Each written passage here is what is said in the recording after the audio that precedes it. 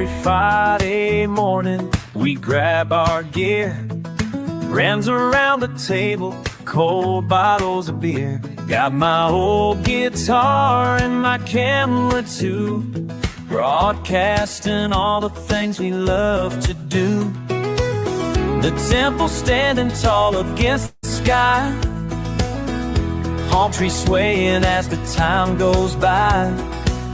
We're just some friends who found our way, sharing what we see here day by day. What's up, Thailand? Hey, yo, what's up? What's up, Thailand? We're living it up. Street food calling from the corner stand, white sand beaches stretching across this land. Buddha's smile brings peace into our souls, while tuk-tuk sip past as the evening rolls. We found our purpose in this special place, sharing laughs and smiles face to face. The world's watching through our eyes as we paint pictures of these southern skies. What's up, Thailand? Hey, yo, what's up? What's up, Thailand? We're living it up. From Chiang markets, Phuket shores, ancient wisdom behind temple doors. As I sizzle morning to night, the old beer keeping our spirits bright. Broadcast love across the miles, sharing these moments, these tight smiles. Just some friends, a cameras rolling, hearts and souls, and we know what's up, Thailand. Our weekly calm. What's up, Thailand? We're giving it all. What's up, Thailand? Stack on my summer. What's up, Thailand? We're living it up. What's up, Thailand? What's up, Thailand? We're living it up inside the club.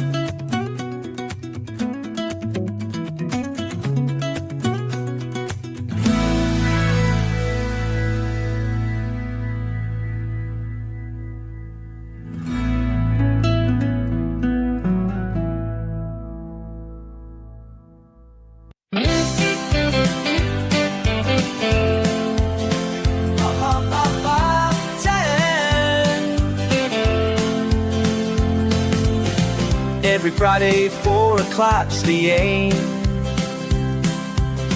Mike's a heartbeat, play the game.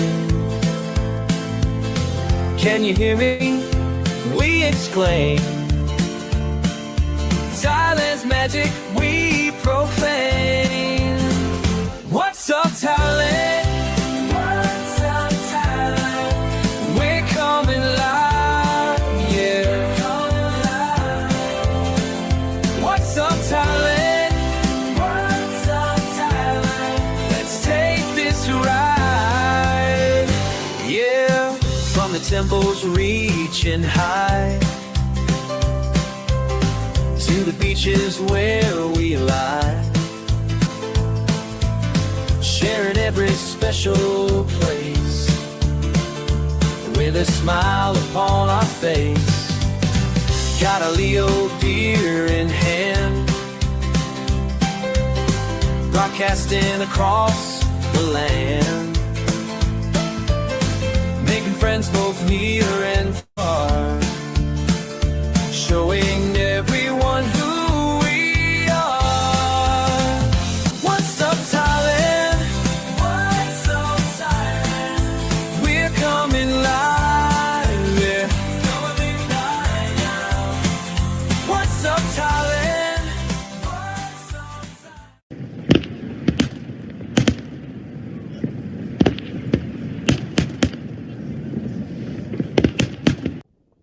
Welcome to another show from What's Up Thailand. As always, we love to hear from you. so please feel free to share your comments and questions in the chat. We will be opening the panel shortly. If you enjoy the show, please like, share, and subscribe. Thank you.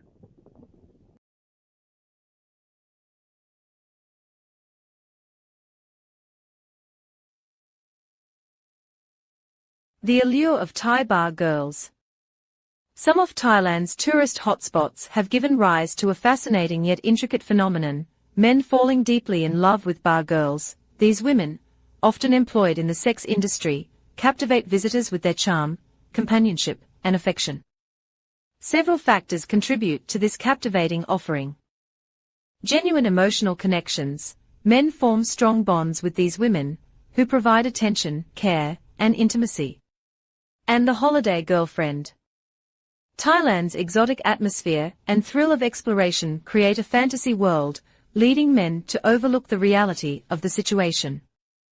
Many of these connections involve an unspoken understanding, financial support in exchange for companionship and intimacy.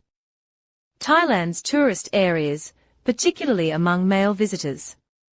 Many men form romantic connections with women working in the sex industry, such as bar girls or massage parlor workers. The allure of Thai bar girls is driven by emotions, fantasy. Understanding these crucial for navigating these situations responsibly and respectfully. The ladies of the night in Thailand.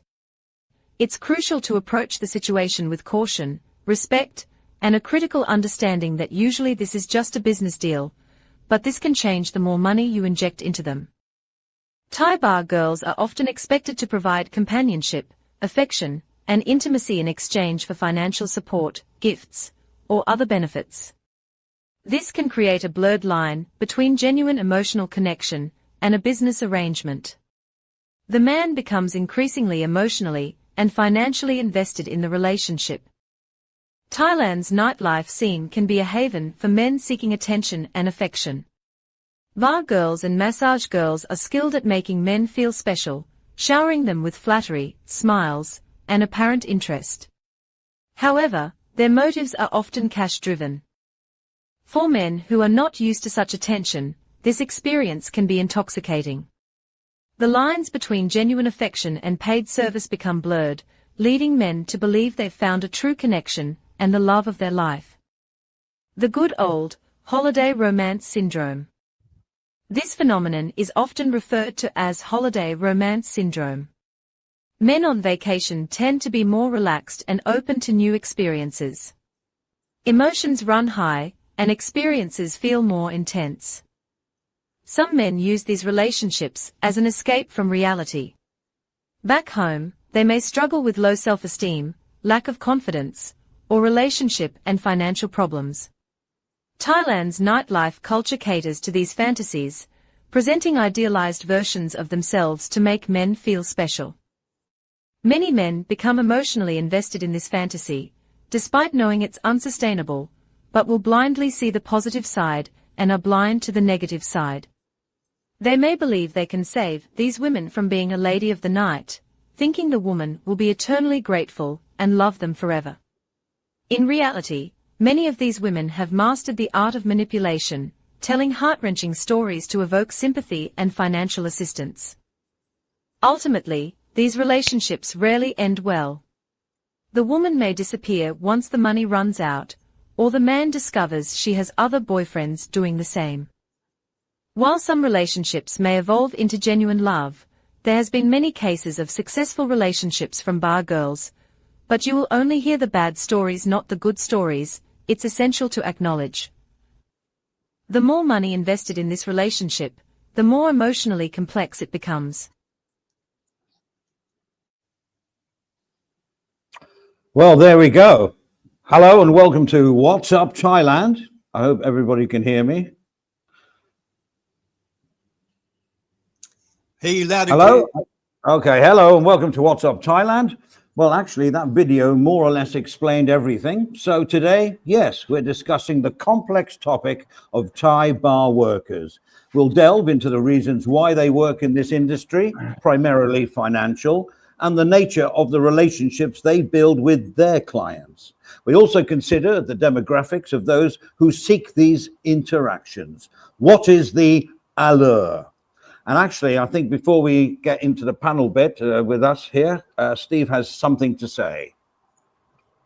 Well, only because in England we have something called the Trades Descriptions Act, which says you can't advertise something to be much, much better than it really is in real life. And I don't know what bars that Mr. Clark has taken these views from, but I've just clipped together 2 photos of the sexy girls and the real girls, the girls that you would normally see in most of the bars in Thailand. So I'll just play that very quickly. And if Stephen, if you can put a better backdrop on, I don't know how to get rid of this one, but hold on. Let's just, I'll just show this one a minute. So this is sexy, fantasy against real. And the real is still good, but there we go. That's sexy.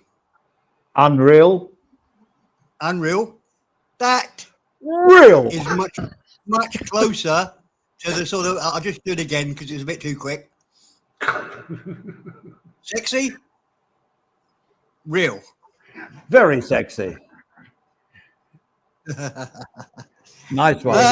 No, I think the problem with that, the video says it all. I think the only thing I would get from it is that there's not one reason why men end up in Thailand. There's lots of different reasons why somebody ends up in Thailand, why somebody falls in love, why they go there in the first place. And so I don't think you can judge everybody.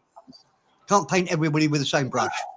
That's my only thoughts on it. I mean, we've covered this before. I wouldn't mind getting a copy of that photo, Steve. That's fantastic. We should use that as a thumbnail. What, are you looking at the real one? Yeah. It's about right. But don't you agree? That is far more yeah, likely. yes, half and half, mate. Half and half. 80% of the bars and patio. Yeah. You'll get. Oh, yeah. And don't misunderstand me. No, it'll be just as funny. Do you remember that one we went into in Thailand? The 3 of us went there. Andy, you, me, and I think Jazzy come along. No, nothing to do with me. I wasn't there. No, I wasn't. I deny everything. Well, your brother was there anyway, twin brother, and the quality of the girls in there was just amazing. Exactly like that photo. Well, second one. Yeah. I think that's more Leo focused glasses, isn't it, Stephen? They all look like that. Are Leos. Yeah. Yeah, but don't forget, sort of, what is it? Beauty is in the eye of the beholder, and different strokes for different folks, I guess. For me, I'll just put my cards straight on the table. I don't find them alluring at all. I like sex along with the next man. You know what I mean? I'm not saying that. All I'm saying is I don't find that. You like sex? What? Where are we going? I with like this conversation? I like sex as along well, that's what they're there for. I like sex along with the next man, but I don't find that situation they're very alluring. I'd rather. What's having sex with men again? Yeah, we're going down the wrong road again, aren't we? Stop him. Turn his mic off. No, I'm just saying I don't find them alluring. But I didn't want to sound approved. I don't find them alluring at all. I look but don't touch. Yeah. Window shopping. Yeah. Yeah, some pretty. What do you think? What do you think, Adrian? Yeah, I reckon men go to Thailand for 1,000 different reasons, and there's always an underlying sexual thing going on as well, I think. Yes. Well, when you're Adrian, when you're at a barbecue in Australia, and you, Johnny, you're sitting there and all the women are there. What do you go to Thailand for? We know why. Yeah, look, the diving's pretty good this time of year. I'm going to go diving at Koh Lip Bay or something. Well, I might take the golf clubs with me. That'll make it a legit trip to Pattaya, right? Yeah, but your husband goes to massage parlours. They do, actually. I personally go to look at the temples. Yeah, my mates come over, Johnny. They come over every year, and I met them down there a few times. From Melton, there's about 10 of them come over. They go on a golf trip. They don't play fucking golf. Yeah. You mean they don't get a hole in one? No. They're just But anyway, I do have to say our AI girls are looking way better than the actual real bar girls that you see. Yeah, they do. Well, even the men look better. Oh, here we go again. But no, listen, you think of the millions of people that come to Thailand on holiday or whatever, and only a fraction go down the Pattaya Soys and go to Pat Pong or Cowboy. It's a fraction of those millions. But somehow, this is the name that Thailand's got. As Stephen said, oh, I'm going to Thailand. Oh, yeah, we know why you're going. That's a bad rap. Yeah, it is. Yeah. I think a while back, old Steady Eddie did a video, and it was very, very good. He went to a hairdresser's to get a haircut, and the women were talking, saying, what have you been doing yourself? And he said, I went to Thailand. And they kind of went, oh, you went to Thailand. Oh, you're a manga type of thing. Yeah. And he turned around and said, well, where did you go for your holidays? Oh, I went to Spain. Yeah. Same fucking thing. Same thing. It was quite interesting, you might go to Spain for the bullfights. Thailand's got a lot of natural wonders. So, it's just people's, what they have in their mind. And, wow. I mean, I've been to resorts like, Ibiza and all that when I was younger. And it's not, like Pat Pong or Pattaya. And yeah, we were going on the hunt just to get a girl that night. But you had to sort of like, I hate to use the word hunt, but you used to go to the clubs and the bars and you'd be eyeing up. But it was hard work. It wasn't like, oh, I'll have that one. Yeah, how much? 1,500. Yeah, 2 hours. Fine, done, finished. Let's go home. Wham, bam. It was more of an expedition. It was fun. You know what I mean? Like get rejected 3 or 4 times and you just get drunker. I mean, So it's just here. It's so prominent and so easy to do. But what type of guy does go for that? And I'm not disrespecting the guys that do it. Are they lonely? Are they just looking for an intimate time where they can't get back in their home country? What is it? What is it? Usually ugly or obese. Really? Yeah, I don't know. I've seen young guys in these bars, young guys in the bars chatting up the girls. Yeah. I went to Mel, when I was with Mel, she used to go to do her exercises down in Sukhumvit Road up near Cowboy. And I used to go around to Cowboy and sit at the bar and have a few drinks. Because I was a bit of a, didn't talk to many people. I got to talk to this guy, just arrived from Australia, actually. Come there with his wife. And I was talking to this bar girl there. She was absolutely stunning, like those photos. And she was absolutely gorgeous. I said, oh, yeah, well, I'm from, where's she from? Chiang Mai, I think. Oh, yeah. What did you? I thought, oh, she's forced into this business. I said, so what happened in Chiang Mai? Chiang Mai. She said, oh, I used to work for the council. I said, oh, yeah, you got retrenched or something? No, I quit the job. I said, oh, fair enough. So what brings you down to Soy Cowboy? Oh, I like sex. Oh, fuck. Okay. What? She honestly said that fucking applauding. I like sex. And she was fucking stunning. Mark Goodday Loss says a great topic. Whilst I'm currently sitting in a bar in an undisclosed location in Thailand, I can answer that. I love bar girls. Johnny BB says hi. So, yeah. Well, there you go. I'm not saying I haven't sat in I come off like I'm a prude. I'm not. I just don't. It's easier to. It's not easier, but it's more fun to get one that's more, I don't know, not selling it, if you see what I mean. Do I come over as a prude here? I don't know. I'm not sure. Well, some of us, Andy, don't have to buy it. Usually the good-looking guys, like me and Adrian. Well, Sorry, I didn't mean to laugh.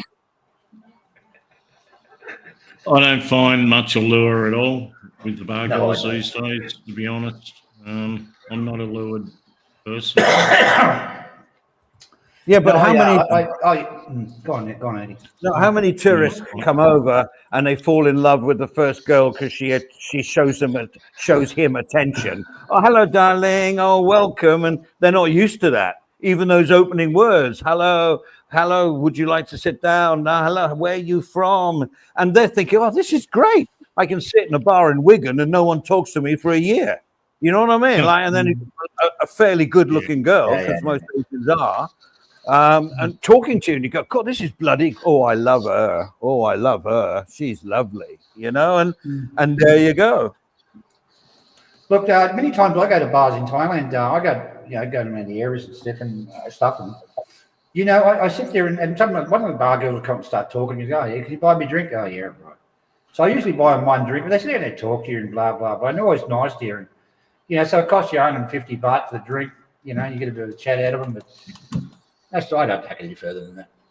Well, and then you play that Click 4 or whatever it's called. What's that game you play with them? Connect. You got to be bored out of your Connect. Yeah, thank you, Johnny. Yeah, and you play that. I'm looking and go, how sad is this? This is so sad. I mean, at least do the crossword or something like it's like, I don't know. They're lonely, and that's sad in itself. That's sad in itself. I'm not downing these guys at all. I'm just looking for what the allure is, which is the topic of this discussion. I'm just thinking, why doesn't he go on a boat and sail around the islands? Or why doesn't he go swimming? Or why doesn't he, I don't know, go watch a movie or something? Connect 4 on a bar. Wow. Yeah. Actually, Adrian answered your question, but I've never played Connect 4 since I was 10-year-old.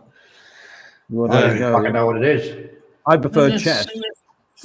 And that's it, Johnny. Why would you travel across the world to play like a game that you would have played when you were 10 years old? Yeah, I actually like. I like people watching. I really, I can sit that's cool. hours and hours. I love watching people. That's what I was saying, Johnny. I just like to watch. I usually buy one of the girls a drink or something if they talk to you. And I'm not going to sit here and fucking drink. Me and Perrin, we kind of sit there. And we're looking at people, and we're kind of having side bets on what's going to kind of happen. That's our fun. That's not me. Perrin doesn't go to. Can I stand up for Connect 4? Can you hear me? Yeah. I want to stand up for Connect 4 and dice games. It's just a way to be able to chat to the girls behind, where you both understand what's going on. Whereas, because if you have to talk and chat and they don't really understand English, it's a bit confusing. The Connect 4, it's really ended now. I haven't seen it played half as often as it used to be before the girls had telephones and stuff. But it was just a way to, if you said something, play Connect 4, suddenly they're playing and you play for 20 baht. It's exactly. Oh yeah, that's the word I was looking for, Adrian. It's an icebreaker. That's all it is. I can tell you how to win Connect 4 every time. Don't try to win it. It's exactly the same as you play noughts and crosses. The way to win it is to try to stop the other person winning. Don't try to win yourself. Just stop the other person from winning. Then if they make a mistake, you step in there. But you never win by trying to win. You only win by making sure they don't win. So that it ends up, because if you play normal noughts and crosses, you can guarantee a draw every time. Technically, it's the same in Connect 4. If you play it sensibly, you can guarantee a draw every time. If you're not. But what you do is you hope that the other person playing will make a mistake. But it's you're guaranteed to win. As long as you're guaranteed to draw or win, as long as you don't try to win. Great game. Love it. Yeah. I noticed. The other good icebreakers like the good old gynecological exam.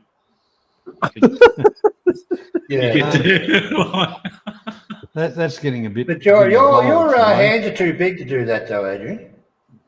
Well, it depends on who you're examining, to be honest. Well, I noticed a lot of the places that me and Steve went, they didn't have a dartboard. Maybe it was dangerous. Yeah. But so do we think, and everyone let me know, we don't have to talk numbers or whatever, but how many people come here just for that compared with the total number of people that come to Thailand? How many you think come for the allure? Not many now, Andy. Not many, I reckon. Like you look at the numbers of people coming, 40% of tourists are like from China. So most of them won't be coming for the allure bar girl. You reckon? I think the next highest is Malaysians or Singaporeans coming to Thailand now. Yeah. Indians are second. India's real big. Yeah. Indians are the biggest tourists in Thailand at the moment. India. Yeah. Yeah. Not many Asians are going there at the moment. Chinese. No, I mean, I know quite a lot of Thais, but they're Indians, right? They're second generation, but they have a high standing in Bangkok. They own good businesses. They're well educated. They have da-di-da-di-da. And then they hear the stories about, the certain people from that area coming, and they don't have a good rep, really, to be honest. I'm not being a racist here at all. I'm just saying that there's some bad publicity about, some people from certain areas. And the Indians in Bangkok that I know, and I've dealt with them business-wise as well, they're very clingy, very family orientated. They still got that culture, but they're lovely, polite, honest people, but just not, I'm just saying. Not the ones coming on holidays though. The ones that go down to patio Andy, are pretty bad. Yeah, I'd just like to say hello to my friend Raja Dipati, who's listening. Raja, love you. Some useless information. There was over 35 million tourists went to Thailand last year. How many? 35 million. Wow. Bloody Nora. That's half the population of bloody Bangkok. Of Thailand, right? What's the population of Thailand? Ooh, that's a lot, Johnny. 35 million. 50 Bangkok is 12 million. I know that. Bangkok's 12 million residents. But what is Bangkok? We should know that because we're supposed to be giving information out. Somebody Googled it. Yeah. Go on, Perrin. No, seriously. I mean, how many? I think it's over 70 million population of Thailand, right? No, I'll Google it. 71.7 million. Yeah. So that's nearly half, Johnny. Yeah. Bloody Here's hell. a fun fact, Johnny. 35 million for the year divided by 365. That's about 96,000 tourists a day, every day. So you Google people, find out who's the biggest country with tourists in Thailand. Come on, someone type it in. Come on. Oh, that's good. Definitely Chinese. I would put my house on Chinese. All right. And the other statistic would be nice. I'll have to paint those walls there. How many of those millions travel to Pattaya? And out of those that travel to Pattaya, go bar hopping and bar girls and that? It's infinite. It's a small number, I reckon. It's a small number. And yet people say, as Stephen said again, don't want to repeat myself, but, where are you going on holiday? I'm going to Thailand. Oh yeah, you're going to Thailand. Yeah, I like to play golf. I'm into temples. I like the up country. They're lovely. I like the food. You know what I'm saying? But I give up now, Andy. I give up now. If they ask me to barbecue or something, I'll just go there for a flack. Just don't worry about it. Hello, Craig. Yeah. I do know a lot of families that have gone to Thailand. Like they go and stay in a resort. Like the husband, the wife, the 3 kids. They stay in a resort for a couple of weeks and just have a normal holiday. Like I know heaps of people that do that. They don't go to bars or. Correct, Adrian. Right. You've got the package holiday thing, flights from Australia to Phuket, or that's been going on for years. So, Phuket seems to be the place to go for families, I think, John, doesn't it? well, I Yeah, wouldn't go there I wouldn't go there even as a single person. But the whole thing is the package tours, the package tour things they sell from Australia. My one niece has been twice, and one niece has been once. Yeah. I remember when I was in I haven't been to Walking Street for years, so this is like 8, 9, 10 years ago. I was sat at that bar where the band always plays "Take Me Home," "Country Roads," and "Hotel California." Anyway, sat in the bamboo sofas having a beer with my mate, and a Chinese tour went by with the flag in the front, the person in the front, and they were looking like at us as if we were animals in a bloody zoo through the bars. So what are they? They didn't dare stop. They just they walked a bit faster, and this was just a normal bar, but I guess it's on the sightseeing thing. Like, this is the red light area, keep walking, because they're not going to stop, are they? Maybe they creep back to the hotel and come out later. I don't know. I'm not sure. Oh, yeah, I was in Pattaya once, Andy, and the Chinese tourist sat down next to me, blah, blah. I started speaking to one of the ladies there was with a family sitting there. They were quite nice to talk to. And another time I was at the Tiger thing, what do you call it? The Tiger show down there in Pattaya, near Pattaya, whatever it is. And I was with Mal's mother. She's elderly. She's about 357. And I had to get a seat for it. And the Chinese lady got up and gave her the seat. So they're not all bad. No, true. There's a lot of them that actually come from the bigger cities. I think they're well educated with how to react overseas. The problem is it's the ones that come from the farms, like out in the sticks. They get into wherever they leave from, and then they they come to Thailand. They just don't know. They'll shit in the street. They'll piss on the. Okay, so the question is, what type of person goes with bar girls? Nothing against them. I'm not saying anything against them, but what is there, as the Tina or whoever she was, AI somebody said, what are the demographics? What sort of person does that? Single, right? Let's narrow it down. They've got to be single, yeah? Agreed? Yeah. Right, they've got to be what age? What age? Yeah. Well, there's usually the old guys go over there in the 50s. Turn your mic up, Steve. I'm going to say the lonely guy. The lonely guy is going to go with them. Yeah. Usually a social misfit, but not always. It's usually someone that can't get a girl in their own country. Whether the reason is they've just got a bad attitude, or they're grossly overweight, or they're old. And, they're excruciatingly ugly. That's usually the reason. They go there and the girls... You imagine a 50-year-old, right? He's just divorced, or just divorced, or his wife died a few years ago, and he's now single, and he's 50. And he's got a bit of money in his pocket, and he's fairly secure. You can't blame them for wanting some female company. Not at all, Andy. Not at all. Yeah, but look, I've always said when I had my show, I always said you don't have to go to Pattaya. Just go around the markets, walk around. The Thai women are just dying to get themselves a Falun boyfriend, a foreigner for a boyfriend, and they will talk to you, but they don't. They'd rather go straight down to Pattaya and do the job. I've had. You'll meet a nice girl. You'll meet a real nice. Not saying you won't meet a nice girl in Pattaya. There are some good girls there.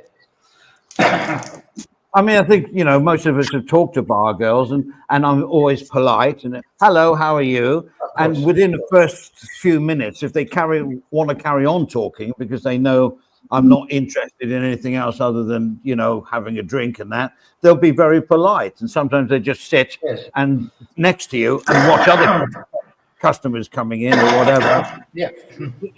But if you're all over them, hands on and everything else, of course they're going to want to progress that relationship, Yes. And plus the other thing, Andy, the really good looking ones I was describing before, they don't last long in the bars because someone will come and snap them up and off we go. But the whole thing is, Andy, it's just a business deal for the ladies of the night. It's a business deal. And Falungs don't understand it. No, you love me. I'm good looking, and you know. Yeah, well, that's where the allure stops for me. You see. Yeah. Yeah. I don't do it, but you know, there's some sad stories out there. You know, look, Andy, you know how it goes. They've got 2 children maybe, and their husband's left and doesn't give any money. What are they going to live off? Shit. So they've got one thing they can do, and it's unfortunately between their legs, and they head down the patio or whatever. It's sad, but that's the way it is. And then they get treated like friggin' shit. Well, I totally agree. But for every one girl that comes from Isan or the north or from a farming community, there's 10, 15, 20 of that one who says, no, I'm not going to do that. I will try and get by in this really poverty-stricken thing, and I will plant rice and I will stick with the family. Yeah. So, but certain ones are willing to do it, you know, and that's the difference. Sometimes they can't even do that. You know, they're forced into patio, you know, and it's very sad. Yeah. You know? And a lot of Falungs go there. They meet a girl. They show them out for dinner. Now you owe me, girl. I'm going back to, I'll say England, because we don't do that in Australia. I'm going back to England for 6 months and I'll come back. You wait for me, okay? All right, I'll wait for you, no problem. And then they think, oh, you're asking for money. You're asking for what are they supposed to fucking live off in Thailand while you're over there in England? We don't do that in Australia, you know, and nothing. You know, I'll live off your love. It doesn't work. If you've been one of these bar girls and you're committed to it, you've got to help them survive. If you want them to stop doing what they're doing, whatever they're doing, and go back to their village and just stay there, you've got to help support them. Yeah, I've got to just say hello to Hagante. We know who he is. He goes, New Year 1999, what a party. Party like 1999. Yeah, party like it's 1999. Yeah. He's obviously smoked a little bit, so fine. Yeah, I'm with you, Hagante there. Yeah. Actually, I want to, Johnny, did you say something? What's the word? Did you ever go at Tina the other day? You know, Tina, our AI girl, right? Did you ever go at her the other day? Yeah, I did. What did you say? I said Tina's a tart, and if anybody wants to buy any naked photos of her, they're for sale at the website. Okay, well, we have a bit of a reply for that one. Hang on a second. Here, I want to have a word with that Johnny Siam fella. He ain't no good. He called my daughter, Tina, a slut. I tell you, you come here on my land and you say the same thing and you'll get a pitchfork up your ass. Johnny Siam, you better be careful. The sheep farmer. Is that AI? Is that AI? No, that was real. That was real. No, he's very fast with the Technicolor agent. He draws them all. Nathan's drinking. Nothing goes past Nathan's drinking a vodka and orange. That was called a party wall banger in the day. Yes, it was. Yeah. And if you bought a few of them, you'd bang them against the wall. Anyhow. Does anybody want to talk about a bit of news? Is everybody okay with that? But we've done the visa thing, sort of thing. But here we go. Here, hang on. Listen to this.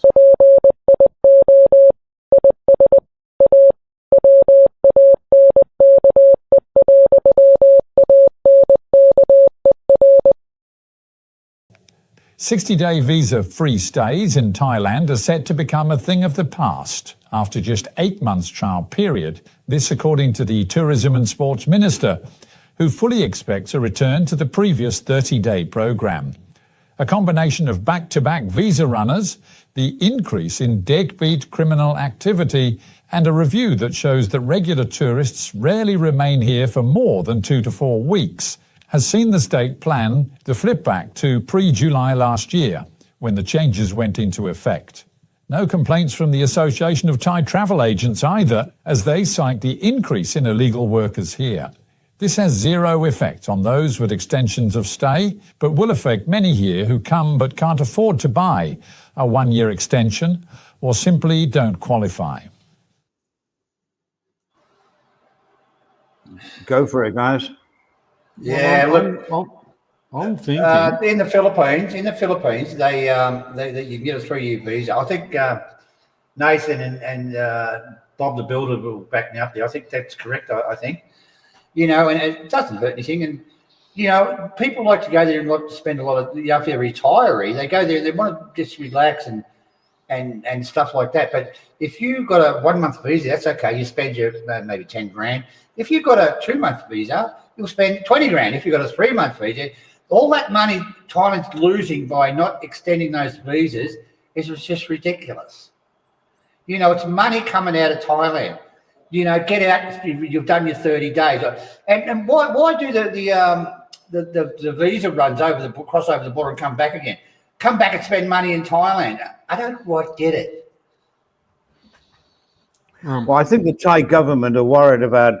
They think that people that overstay will then be no money, and they will then work illegally, and all the negative sides of things. In other words, they can't really pay for themselves. That's the only angle. Eddie. Okay, Eddie, you've got a 3-month visa. You must have money in the bank. You must prove that you can support yourself for 3 months. That's not a hard thing to do.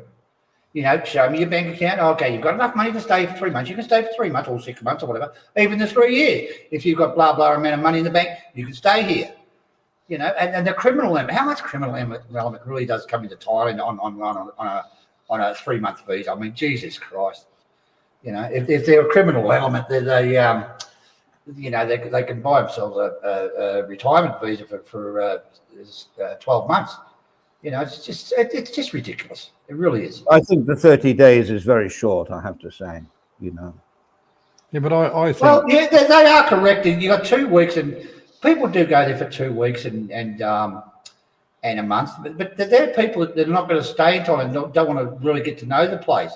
But like I'm saying, you stay there for 1 month, you spend a lot of money, but you spend a hell of a lot more money if you stay there for 2 months. It's money going into Thailand. And I don't understand why they want to stop that. You've got to cross the border, or I think you can do it at the moment. I think you do it twice, and then they'll won't let you back in for it. I think it was they told me at immigration last time I was there. You got 3 times you can come in. Yeah, I mean, when you go out, I'm not really up on this visa business, but so you get your 30. Hang on, so you get your 30 days. When you go out, can it be across a land crossing, or does it have to be by air and come back in through an airport to get another 30 days? I think a land crossing, you get. See, this is the thing, Andy. Every border in Thailand has got a different policy. Some you come across, they'll give you 2 weeks. Some you come across, they'll give you 4 weeks. Okay, so if you fly in, you get 4 weeks automatically. Oh, this is 3 months now. But I don't think you change it. But if you want to live in Thailand, and you should actually get the proper visa, which is a retirement visa. But some young people, like around 40-year-old, they can't get the retirement visa. But you can do other things. You can get a student visa, or learn Thai, and you can get a Muay Thai one, and cooking, and there's all sorts of things you can do. You don't need to break. Okay, so my question is, somebody that comes here on 30 days, right? Are they 30 days is a long holiday in itself, 30 days. Who normally, if they have a job in the West, right, have 30-day holiday. So that's quite long for a start. But if they want to extend on a tourist visa for another 30 days, they either have to have quite a lot of money, or, I mean, why are they doing another 30 days? They just want to extend their holiday, right? Well, one thing, Annie, if you're over 60, I mean, you're not doing criminal. You're too old to do criminal things, right? But under 50, yeah, well, they've got maybe one month visa would be appropriate, until you can prove that you got the money in the bank to stay longer. That's the thing. Prove that you can stay longer and you can support yourself, and you can spend all your fucking money in Thailand. No, I agree. But I'm just wondering, who are the sort of people that want another 30-day extension? usually people are thinking of staying there and looking around and, just comfortable there and just happy where they are. There's lots of reasons why people want to stay a long time. Maybe they fall in love with one of the girls there and, want to get to know them, but they can't because they have to get out. So what's the options for these people? Like, so, all right, let's take that scenario. They've decided, I'm 40. In the old days, in a far-off land, a long time ago in a far-off land, I used to travel across the border. Now, to travel across the border, I used to take my missus with him, Mal. Take her across the border and do all the visa things and shit like that and come back across. That usually cost about 30,000 Thai baht, okay? To fly to wherever I went to, right?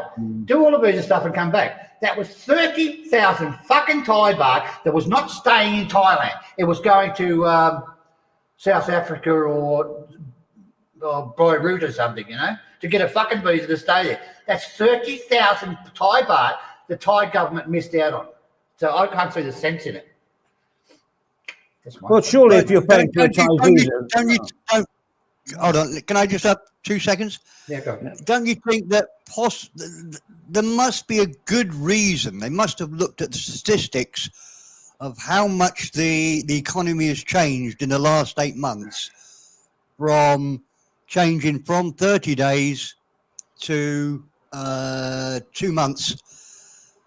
And they've decided really quickly, but Thailand usually takes forever to decide on changing a policy.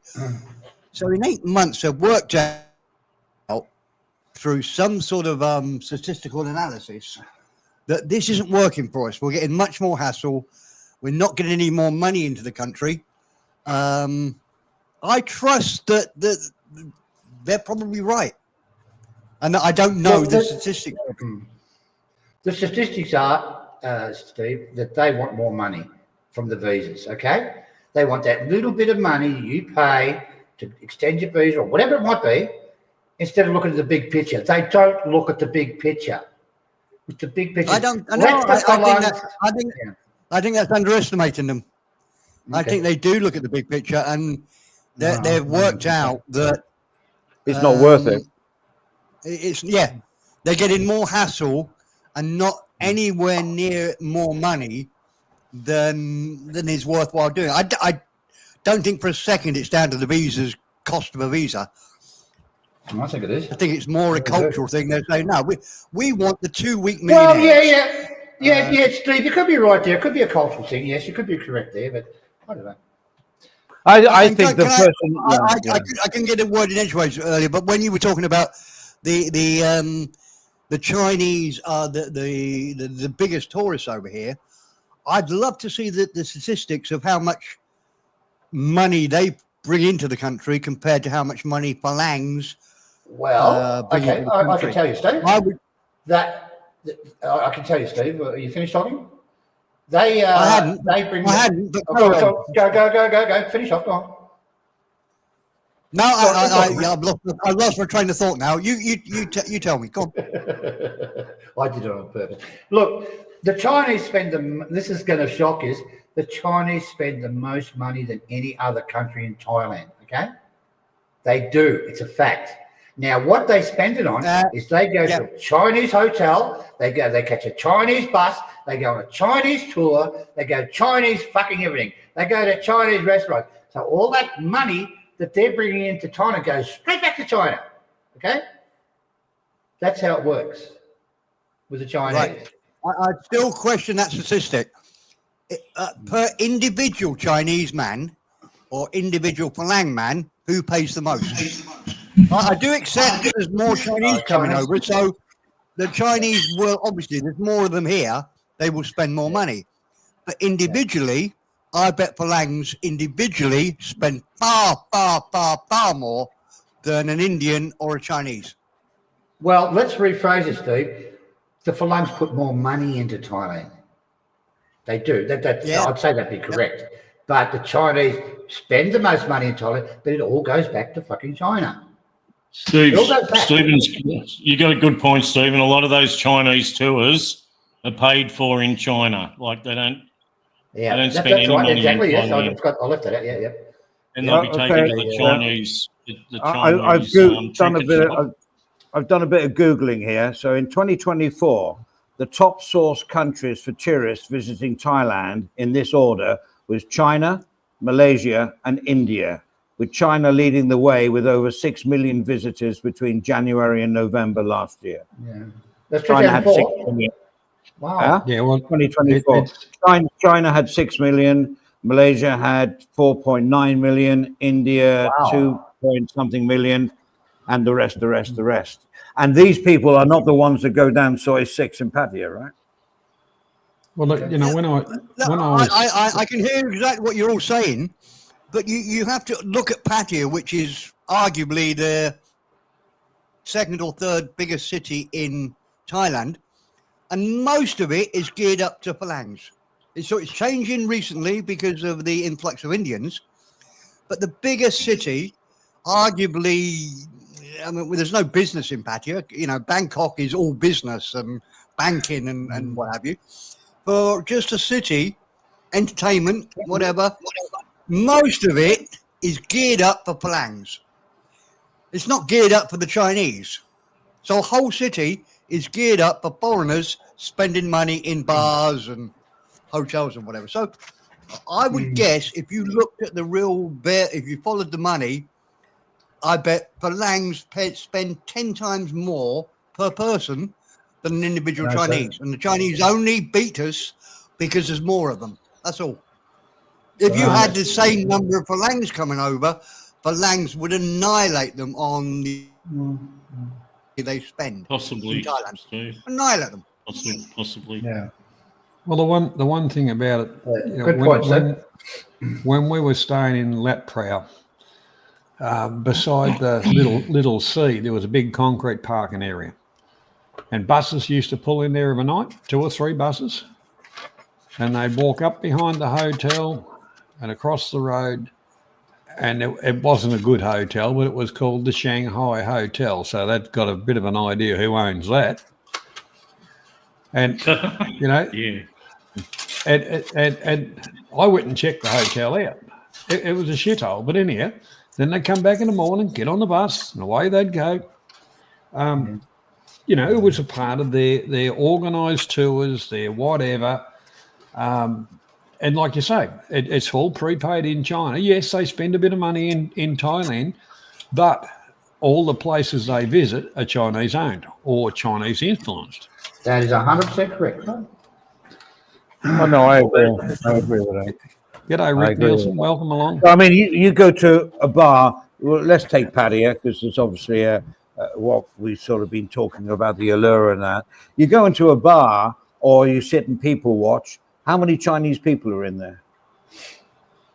A lot. Not very many. Not very. Zero. You might see the odd one, but the thing is, you do see quite a few Korean and Japanese. Maybe, true. They have a sort of a wider outlook on life. But, you know, you don't see, it's normally phalang in these bars during the daytime for sure. You know what I mean? They have their little regular bar, they have their Leos, but there is hardly any Chinese residents here, right? Let's go to residency. Who actually, you know, who has retired here? Chinese don't retire here.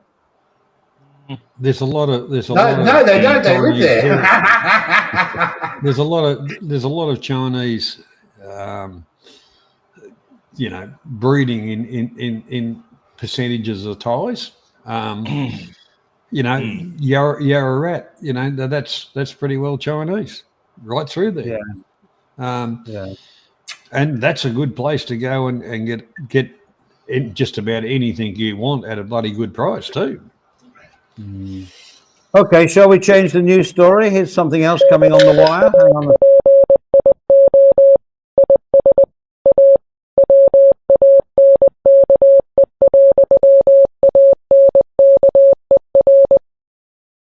Concern is likely to be raised in the health ministry this week, as recent findings from an American study suggest that smog pollution is likely responsible for many suffering from Parkinson's disease.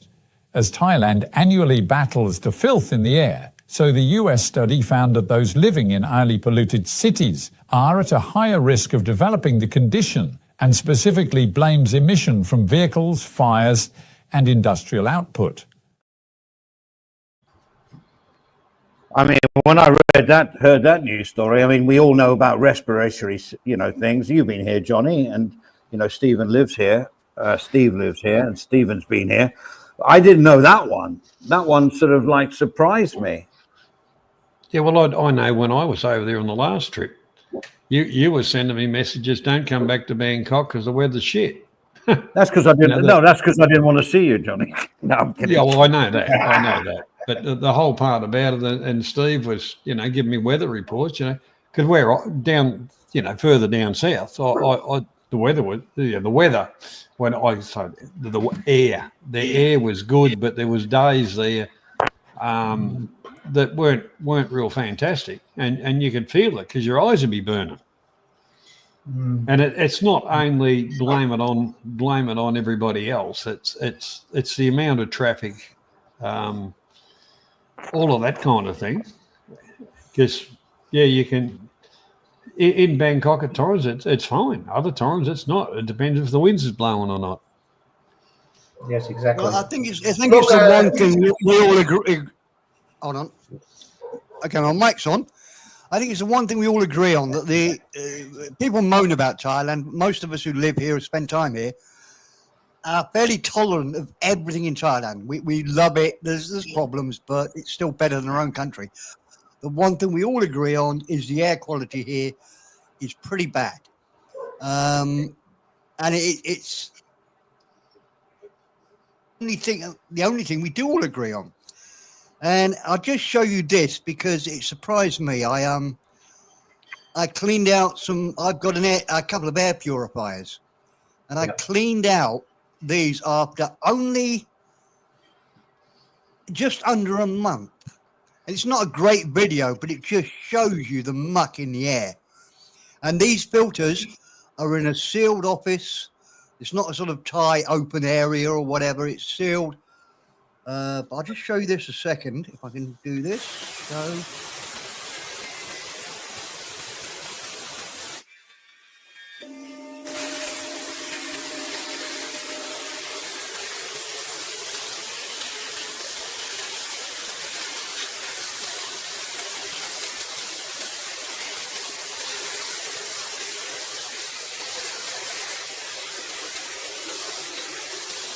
Is anyone smoking in that room, Steve?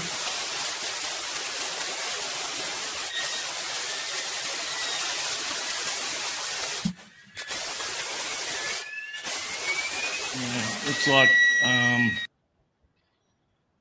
got a lot of shit in the air there. Adrian, it's not a great video. You can't really. I didn't get close enough to it. I can see they're fucking filthy. Those filters are filthy, Steve. It's just like soil. If you grabbed a handful of soil out of the garden and threw it into that container I had, it would be the same. It was grit in the bottom. It was like sand. And you think all that's going into your lungs. It's horrendous. Remembering, Steve, that there is a dirt road out the front, and and a few things like that. That's got a bit to do with it, but. And like you're living on a farm, basically, right? Oh, Steve's that's actually saved it from going into your lungs. If you live in Thailand, you've got to get air purifiers, and the latest air conditionings have inbuilt air filters in them. You've got to keep them clean, but that's what you got there, Steve. It's not a bad film, actually. It's really good. That didn't go into your lungs.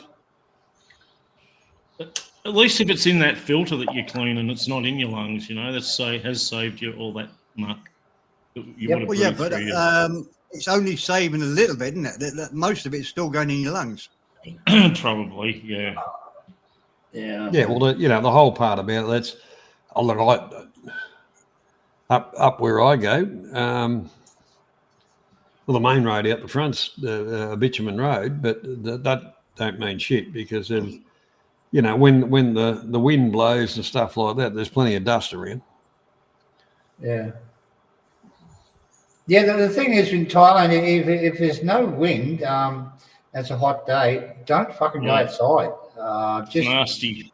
nasty. You know, because there's nothing to blow the fucking pollution away. And, Yeah. you know, Bangkok's very bad for pollution, but the worst one of the lot is Chiang Mai. Chiang Mai is the third polluted city in the world. Did you know that? It is fucking shocking there.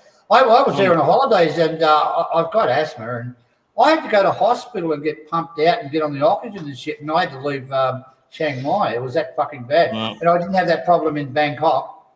So no, that's true. I've got a friend. Yeah, I have a friend that lived in Bangkok, moved up to Chiang Mai because why not? It's a lovely city, you know.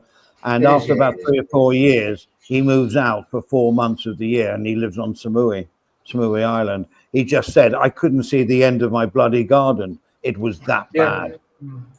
Because Chiang Mai, and he's in a valley.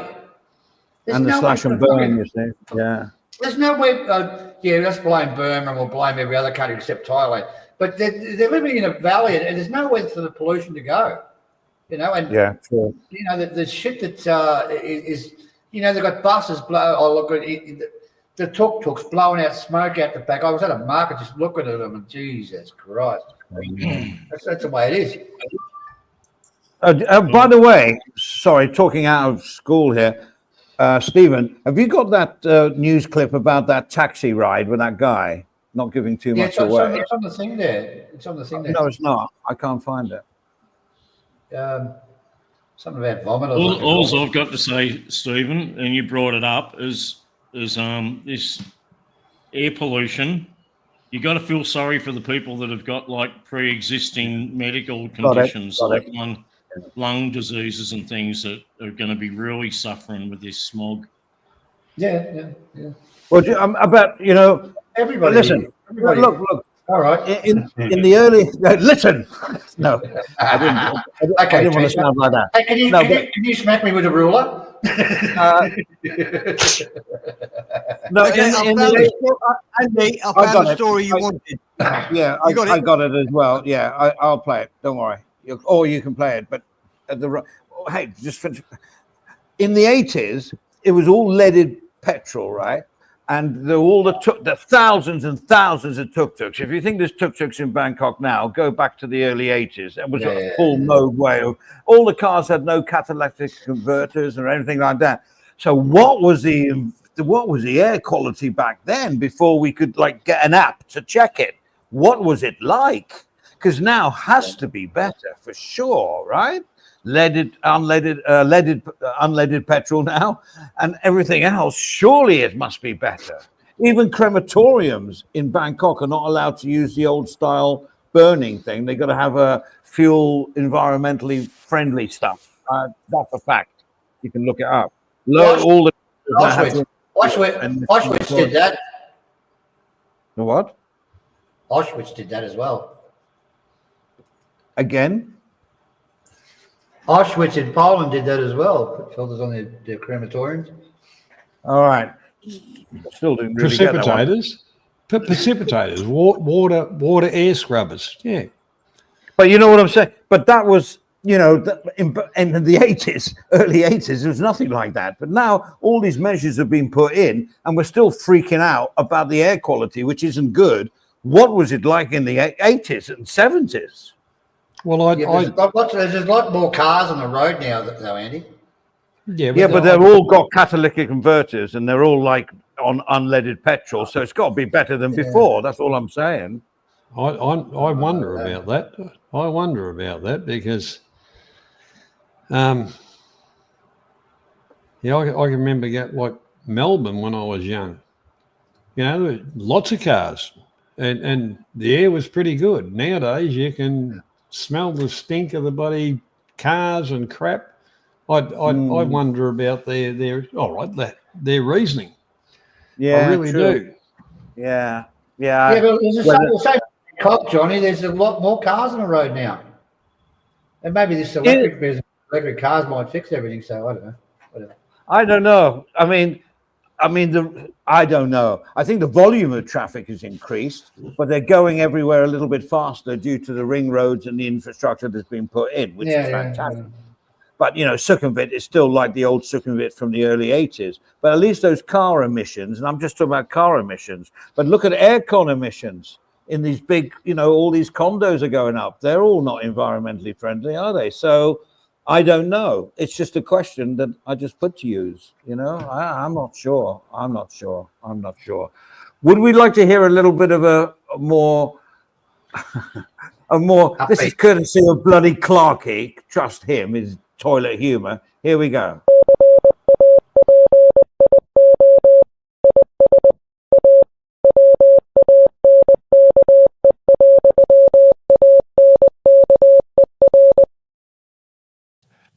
And a 60-year-old tourist made a mess of things when he and a friend took a taxi for a ride across town, only for him to be caught short with a bad case of gut ache that led to a mess beyond our reporting left on the passenger's seat.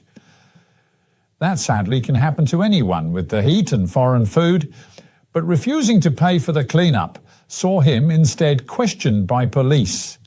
He wanted to pay just 300 baht, the fare. The driver rightly was adamant that his afternoon was now fully dedicated to the return of his leatherette seat into normal and wanted 1,500 baht. Police had to encourage the messy man to cough up, which he duly did. Stephen, he didn't vomit. He came from the other end, bro. Really? Well, I know you said vomiting, and I said no. I'm going by that article. Guts and everything. Well, it could be vomit, but he shit himself, basically. Can I tell my little story? When I was a young guy in a far off land, probably 18, I went to a pub and got excruciatingly drunk and blah, blah, blah, and ended up getting a taxi in the morning. That's how long it went on for. I get in the taxi. I decided to buy myself a milkshake. Yes, you do. So I'm sucking on the milkshake and shit like that and threw it out the window. Sitting there, all of a sudden, here it comes. And this old milkshake spewed out all over the front of the car. I mean, it was. I wish I had taken a photo. So I get the guy. The funny thing, the taxi driver didn't say a word. He was just driving, and I'm spewing over everything, his dashboard and everything, and I mean, it had peas, ham, and whatever I've been eating in it as well. So I get over, I just turned to the guy and said, "Would you like a hose?" Oh, well, I've got a story about that, but I'm not going to tell it on here because forever people will clip it. So, all right, here's Tina. We are pleased to announce that the panel is now open. Please hit the link and we will get you on stage as soon as possible. Thank you.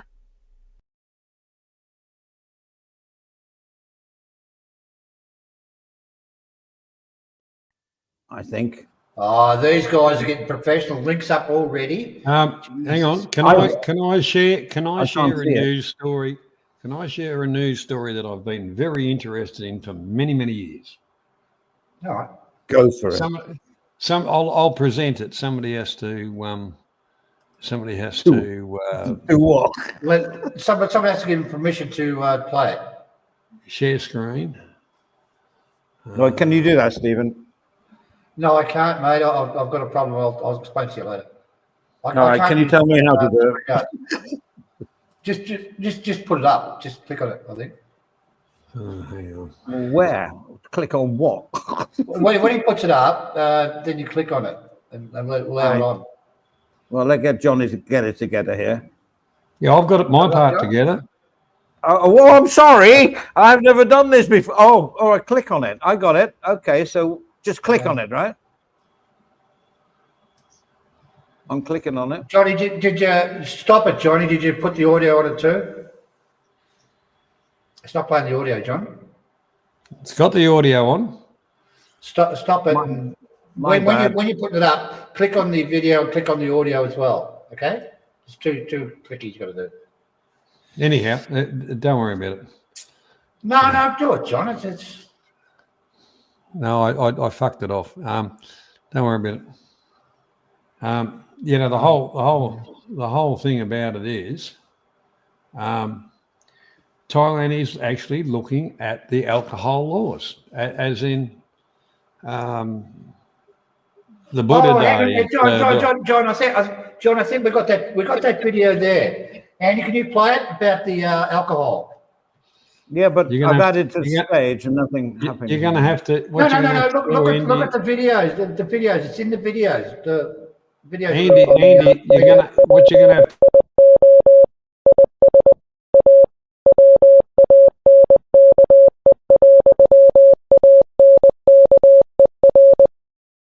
The Thai House of Representatives has voted in favour of more easing to restrictions on alcohol sales, along with advertising regulations that will see, once finalised, the current retail times in stores cancelled and the ban on any form of advertising lifted.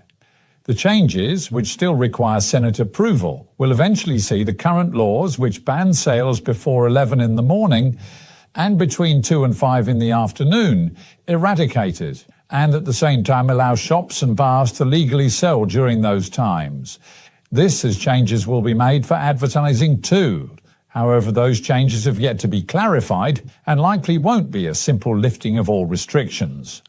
Currently, it's illegal to promote alcohol over non-alcoholic drinks, to show any special offers such as 2 for 1 or happy hours, or even legally use beer mats or glasses with logos. This as other ideas are being mooted, including the allowance of sales on holy days here.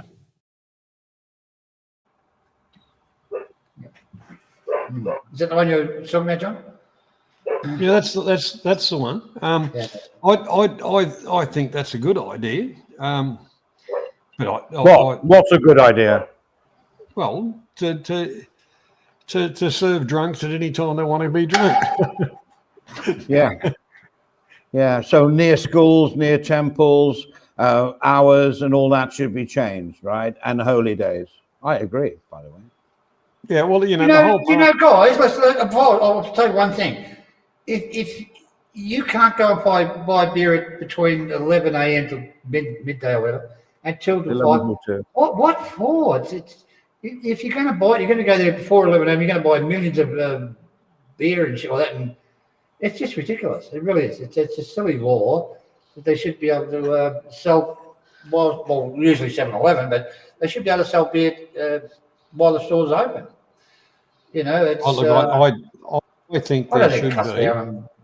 You know, like here, there's on grog shops. You know, there's mum and papa shops they call them, Johnny. 9 in the morning until 12 at night.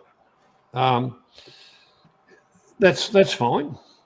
But you know, this thing of you know, we can sell it from between 11 and 12, and then after 2 until 12. You know, what's the few hour break going to do? Nothing. Well, realistically, nothing, except for people who just go to the mum and pop shops anyway. So what the hell? Well, yes, there's only been once, I right. think, that I haven't been allowed to go to the mum and pop shop, and they said, go back and get a bag, and then we'll smuggle the beer in the bag because the neighbours will talk. Only once in 40 years. Only once. And I think it was an election day when they were really hot on it. I think so.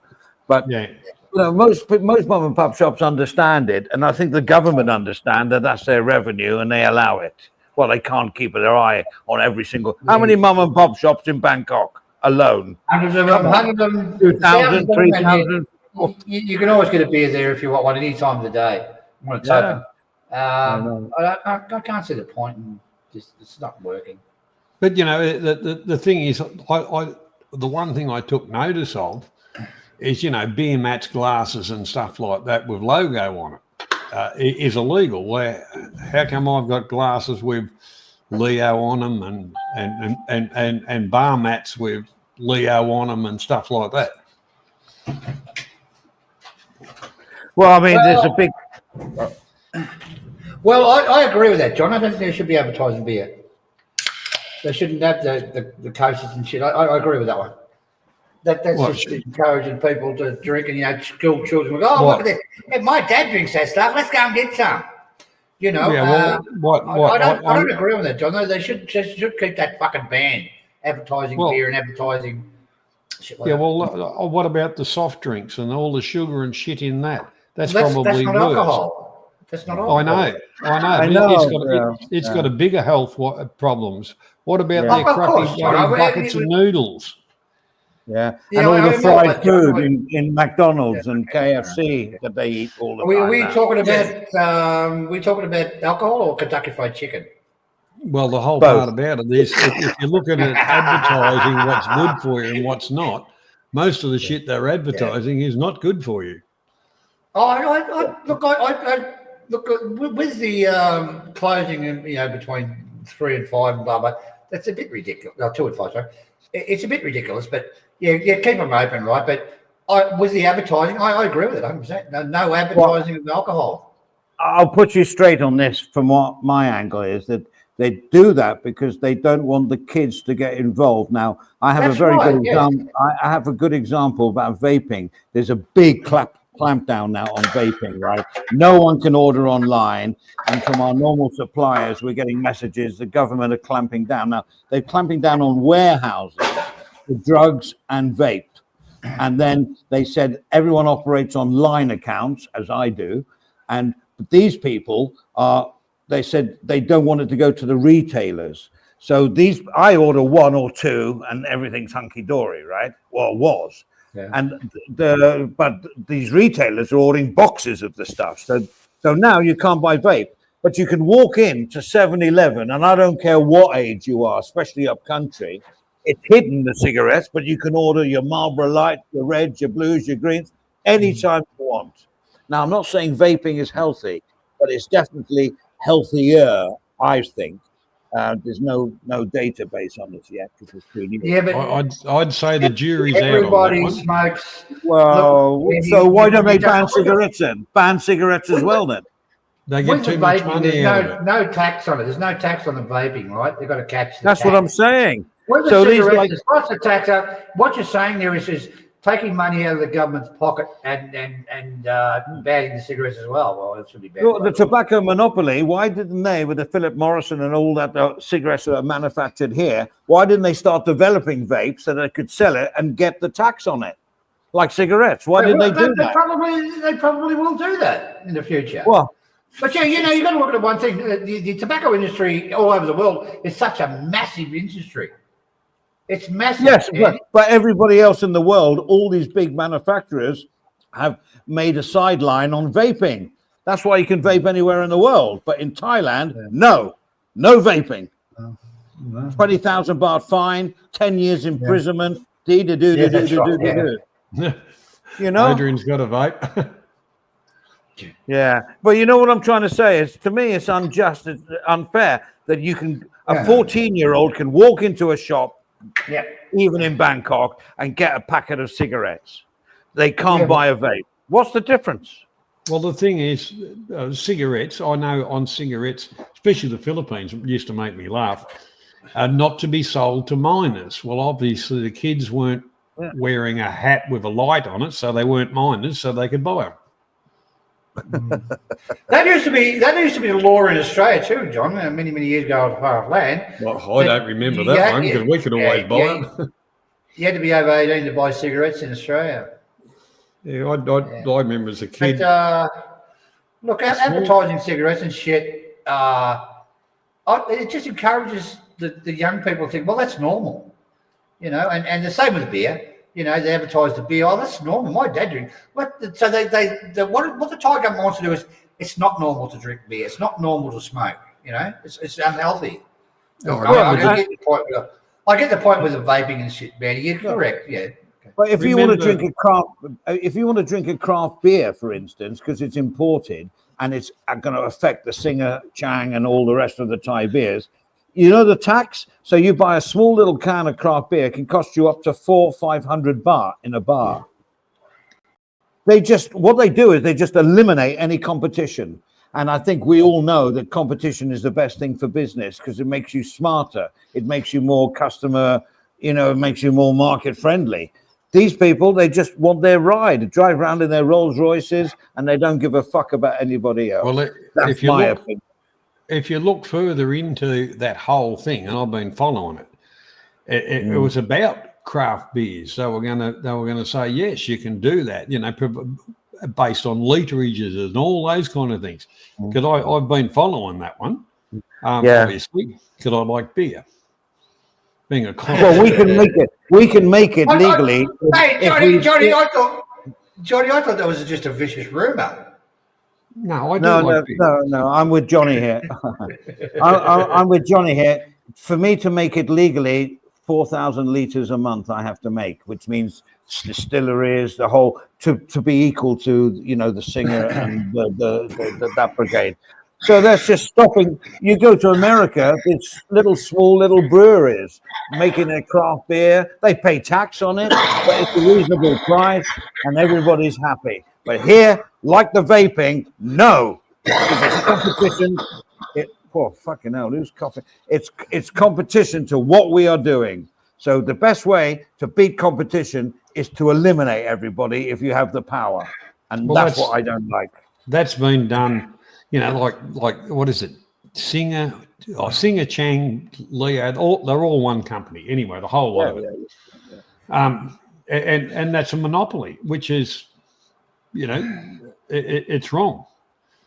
As far as craft beers and stuff like that, if they paid a licensing fee and whatever. But you're not allowed to do it, Johnny, unless you make 4,000 liters. Do you know how much 4,000 liters is? You'd have to have a full-on brewery, Now, that'd be a month's worth of drinking, yeah. No, you don't set that up. Johnny, do you think our government would actually sell cigarettes to the public and make it legal if it was harmful to you? That's just rubbish, mate. Our government looks after us. Oh, yeah, you've been watching the media too much. You believe the shit in the media. I think Clark needs to lie down for 5 minutes. Yeah. Same in Thailand, Andy. Same in Thailand. If it was nasty, if cigarettes were nasty, they wouldn't sell them because they look after their citizens. Yeah, I've given up the smokes. Did you know that, Steve? I've given up the smokes. Officially non-smoker. Well done, Adrian. So you're on the vape stuff, mate. So we're on the vapes, and a doctor prescribed this flowers to vape, and he said, "Okay, I'm not going to say vaping's good for you, but it's 100 times better than smoking." Well, the one thing about it, mate. Well, there you go. Yeah, I've been vaping for 9 years, so by the time they work out if it's healthy or not, I'll be dead anyway, so it doesn't really matter. All I'm saying is... Andy, you've been trying to give up smoking for 9 fucking years? I gave up smoking 9 years. I used to smoke a pack a day since I was 16. You're missing the point. You've been trying to give up smoking for 9 years? No, not trying. I succeeded in giving up smoking, but I vape. Okay. No, but I know where you're coming from, Clarky. No, but I just want to say I hate in business, you have to be competitive and you need competition to make what you're doing good. They eliminate that. Who loses out at the end of the day? The consumer, because there is no competitive, they'll keep the prices down, which they're doing, of course. You can buy 2 Leos for now in 7-Eleven, let me get it right, 99 baht instead of 100 baht. They've taken it down 1 baht now. Yeah. So, but craft beer is like 350, 400 because they're paying 300% tax because they don't want competition because then they have to work fucking harder. And this really annoys me. Honestly.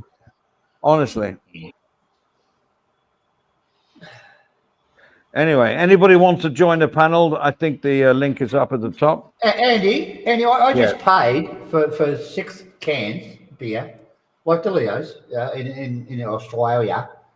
Australia. I just paid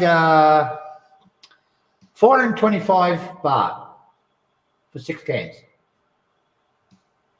How much? 425 baht.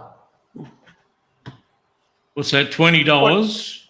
Yeah, $20. Yeah. Yeah, $20 for 6 cans. What do you pay in Thailand for 6 cans? How many milliliters? Are they tall cans or small cans? No, the little ones. 375 mil, Andy. So the small cans. So for 6 small cans, you're paying 35 baht for. Yes, you are correct. 35 baht. So you pay 35 times 35 Yeah. parts each, yeah, John. 35. But does everybody get my point about competition? You know, if there's 20 Yeah, YouTube channels all trying to do the best they could, they don't. Most of them are lazy. 20 channels, everybody would, to get their market share, would want to be in that competitive market. So they try and improve their product. They try and make it cost effective. They try and supply the demand, and they try their best. Eliminate all 20 and just have 2, then they can do whatever they want. And that's an analogy, but you understand what I'm saying? It's what 2 are they that's actually? right. There's Singer, that's Singer, and who's the other company? well, there's a few. Don't forget Heineken are here as well, and everything else. But they're all Yeah, brewed but here in that's Thailand. overseas though. But No, hang on. Heineken. What Heineken's brewed in actually Thailand. is Thai beer? It's only Singer. No. Nearly. There's 3 breweries, but I'm not going to find them now. But Heineken is brewed here for a start. I think but through that's Singer, owned I think. overseas though. That's yeah. It's a foreign brand, but it's brewed here. So Basically, Andy, Singer's got the monopoly on the fucking beer market over there. oh yeah, Monopoly. and they're happy with it. Yeah, and they'll keep the price down, so everybody's happy because they're getting their beer. But what they don't want is they don't want competition. And if I was them, I'd do exactly the same. Eliminate the competition. That's what I'm leading to. If you try and sell beer in Thailand, they'll fucking crush you. It's a monopoly. They've got a monopoly. It's Yeah, simple as there you that. go, Johnny. That's it. The monopoly. There. Well, why do they call it the tobacco monopoly? It's called the tobacco monopoly. Yeah. Oh well, if you play Monopoly, you can have houses and hotels and all that kind of stuff, and they do. Yeah. Well, I've got a get out of jail free card for you, Johnny, anytime you want for my last game. It's still like pending, so I can give it to you. Oh dear. So Okay, what I've are you got up smoking for, Adrian? Will you head over the back of the head or something, or Yeah, no, I someone attacked her? had a small issue there at the pub a couple of weeks back. Breathing issue, yeah. Yeah, I won like $700. I just went to collect it. Then I said to the missus, "Let's get going." I went and had a piss, and then I come out and it's like, man, I was like suffocating. Couldn't breathe. Yeah. Yeah, so that was the wake up call. Yeah. Yeah. Stop smoking. Everyone said stop smoking. Well, my old mate Todd in Laos, his partner, or his wife, Nini, she had a child, and the young fella used to smoke cigarettes, and he got off the smoking the cigarettes, and he got into the vape, and and next thing he's in hospital with big problems, and they brought him across to Udon Thani to get him sorted out. Yeah, and that's from vaping, John, is it? Yeah, that was from vaping. So listen, guys, I'm going to ask you a question. What's so bad about vaping? What is this, a chemical in it, or what is this? What's the problem with it?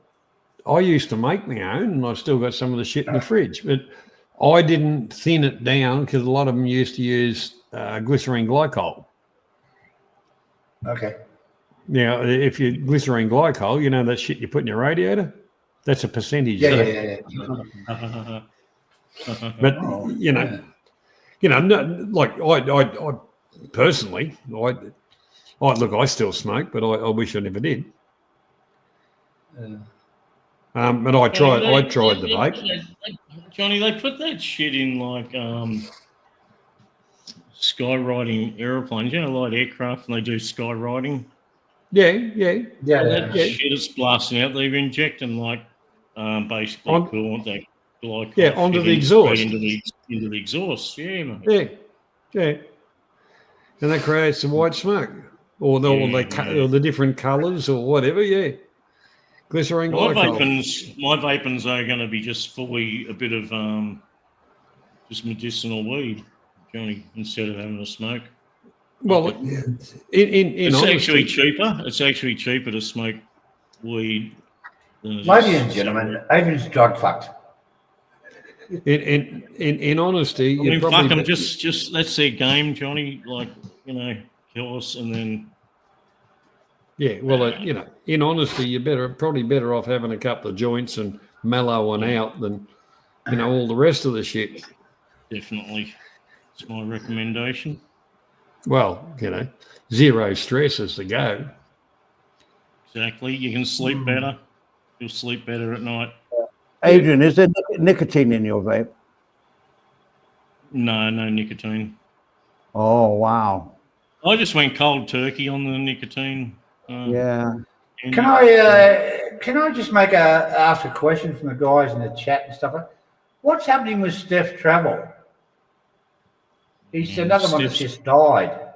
Steph's Has he? I don't know. Well, the thing is, the you know, they said Harv died and Harv didn't die. Yeah, I was going to mention that. Well done. Harv is alive and well, right, Johnny? Yeah, that's right. Yeah. I was actually speaking to him the other day. So I'm so happy about that. But Steph, I think, is because he looked so ill on his last broadcast, which was 2 or 3 months ago. He was a skeleton of the man that we knew, you know. So Wolfie, he's in hospital. Is he still alive? Who? Steph's in hospital. He's not going too well, to be honest. Okay. Did you know that, Adrian? Adrian, I don't fucking get it. Why do they just say it's the dead business? It's fucking nuts. Well, you know, Wolfie, yeah, I rang Harv up the other day when I got home from Thailand, and he just said, sick of the shit and the drama and that. So, you know, It's sick of it. yeah, you know, and I don't blame him, but he's doing fine. I pulled out of all the shit many years ago, John. The fucking just chasing. You know, you can belt the shit out of him. I won't go. I'll stop here. I won't go into this shit. This YouTube drama. It just gets into a nasty conversation. This YouTube drama is very easy to get rid of. You just don't play the game, and yeah, that's it. You're right. You know? And don't fucking watch it. Don't play the game. I will admit on a couple of channels I do dip my toe in just for the fun of it. It's like fishing, and it's very easy fishing because you use the right bait. It's very easy to catch the prey that you're after. Oh, look, John, the thing is, there's banter, okay? Well, I mean, me, Adrian, and all us guys here do it every day. We don't have banter. But, we don't do banter. You know, I'm gonna fuck your daughter. I'm gonna fucking come in and block your fucking. Okay, enough. Yeah, It's so pathetic. That stuff's 10 years ago, you know, and the idiots that are still performing the same circus in the same circus, you know, they're idiots. The idea is, you know, one is what we kind of said is a place for people to come and have a talk or whatever. right. The base thing was the Thailand roots, not talking about other channels, not talking about other people, really. Well, we've kept to that, John. We've slipped up a few times, but that's the way to do it. Fuck them, you know. Let's talk about Thailand. Let's not talk about what he's doing, what he's attacking who, and who's attacking who. And okay, change the subject.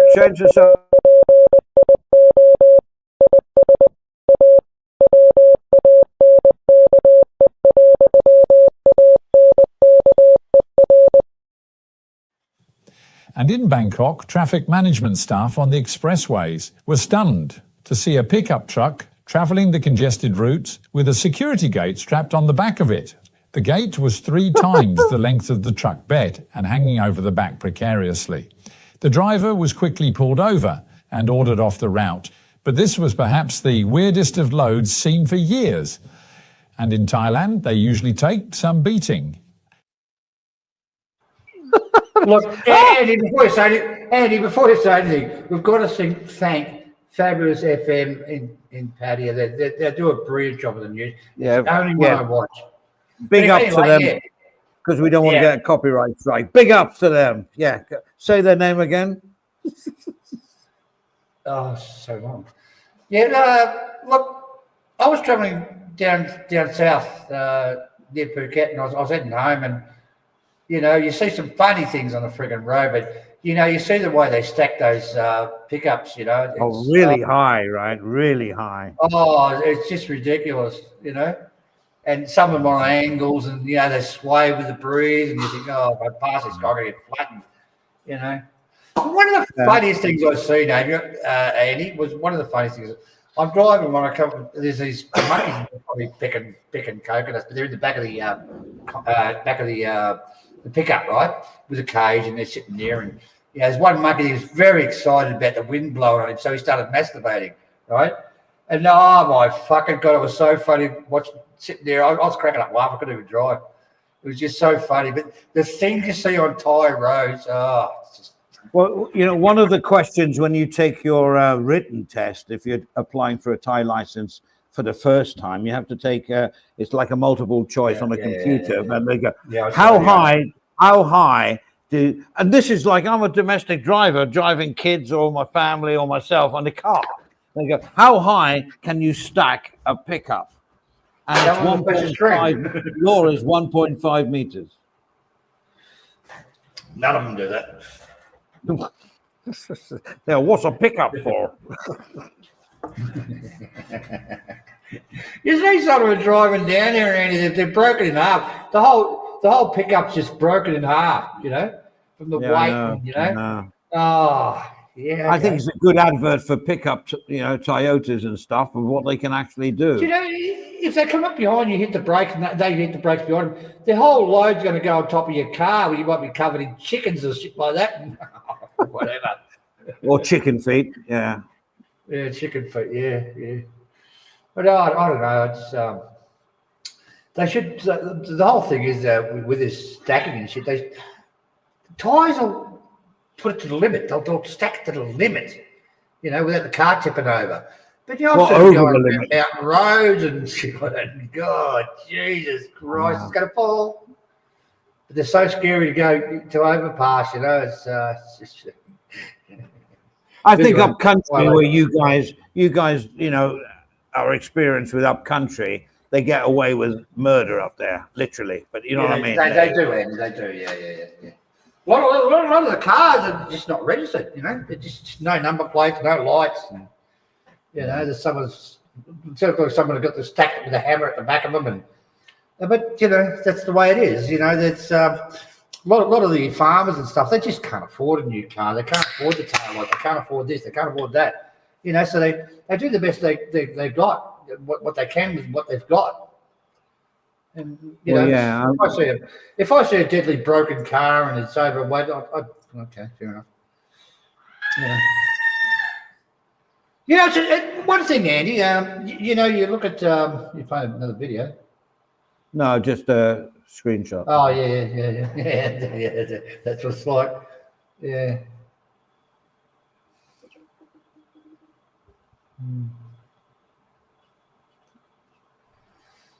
Yeah, it's just like.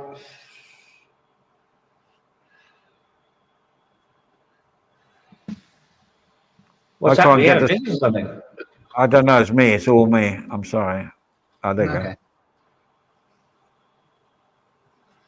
I've got no control over your stream at the moment, Andy.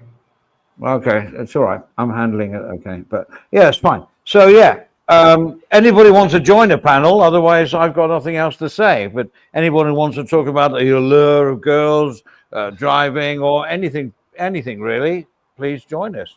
I'm not begging because it'd be great. I can have an early dinner, but up to you guys. Yeah. I bought all this beer tonight and thought I'd have a few drinks.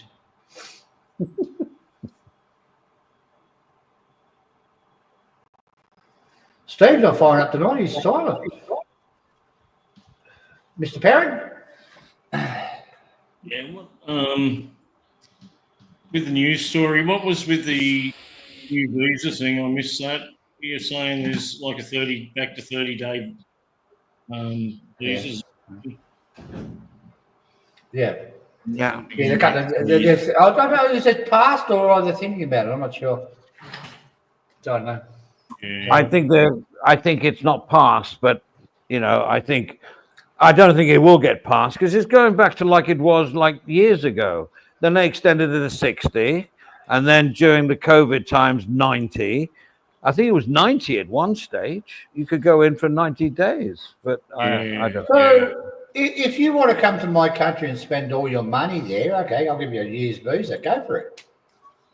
Yeah, but when people go over for an extension, they just go over for an extension. If they want a further extension, how do they know? How do they prove how do they do it? What's the red tape they have to go through to prove that they got money in the bank that they're going to spend it here in Thailand?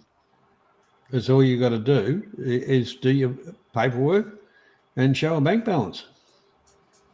And then they allow you for another 30 days or 60 or whatever, right? Yeah, well, the whole part about it is proving that you're not a desolate and going to be a strain on the system, you know. Well, don't forget they tried to instill that bloody visa, the elite visa. Oh, I can remember when it started. It's still going, right? Yeah, it's not called the elite anymore. It's called the Thailand something. But you know, going back years ago here, they had your 3 months multi-entry. Yeah. So you'd stay for 90 days, you'd have to bugger off, and then, you know, you'd fly somewhere and come back. Or you'd do a land crossing and just come back because you had the visa. And Adrian actually did it once, and I did it once.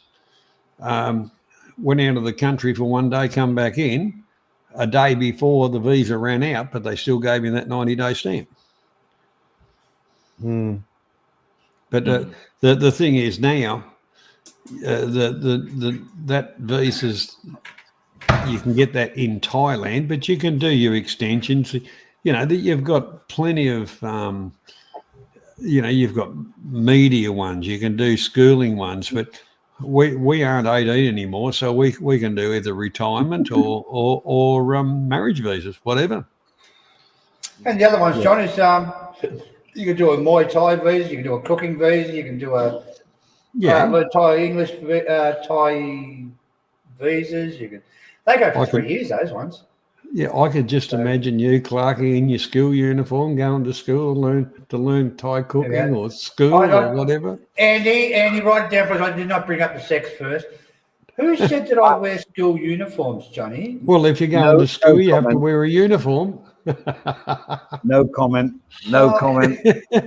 Oh, dear. Oh, well, I'm not queer, you know. I do wear long dresses in the school uniform. I don't wear the little mini skirts where things hang out. Oh, I got to tell you the story. I got to tell you the story.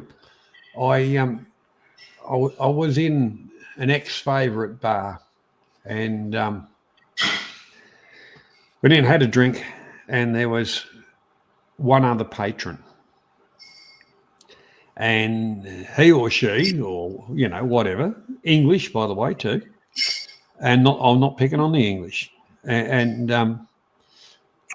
Sto, you're from Australia. And I, Sto, yes, you're from England. And anyhow, we were having a bit of a chat. And it kept the song, Lola, kept on coming into the back of my head. And I said, well, look, I'm John. And she said, I'm Layla. And I was holding back my laughter all the time. Anyhow, the lifestyle thing was, it was in a boarding school until reached whatever age, because of the parents had died, and got a job on a cruise ship, and did the cruise ship thing for quite a few years, and then went into land surveying. And I thought to myself, yeah, you walk like a woman, you dress like a woman and talk like a man, Lola, getting off the cruise ship. But actually, the actual part about that, a very good conversation with the person, you know. It was quite interesting, quite an interesting couple of beers, you know. But yeah, it always amazes me in Thailand, Johnny, the amount of lady boys. No. Sorry, I'm talking to my dog. you know, the like an English ladyboy, which had surgery done, the whole deal of it. Yeah. You know, good. You know, I don't care. It's the person you're talking to. You know, but it was funny. But all the time I was trying to hold back laughing because the song Lola kept on coming into the back of me fucking head, and I said, look, I've got to go over to Soy 8, which was that was the whole start of the thing. The Soy 8 thing. Go on to Soy 8, yeah. I wanted to check out a bar over there, which was alleged to be, you know, a pretty good place and all the rest of it. And yeah, it wasn't. But yeah, especially after me bloody 6 kilometre fucking walk with a useless taxi driver. Yeah, anyhow, stupid me. Yeah. I should have had me maps on. But anyhow, that's life. Yeah. Oh well. It's much Okay, easier. well- Sorry, go on, Eddie. No, I was just thinking about doing a second stream for anybody that wants to join the stream as a part 2, but Yeah. up to you. Oh, I've had a bit enough, I think. Anybody else want to? Yeah, I'm done. I've got to entertain. Yeah, well, we've had the link up for a while. No one seems to want to join, so yeah. Excuse me, I've got to sort out my dog here. Dog seem happier, Andy. What are you doing drinking coffee on a Friday night, Adrian?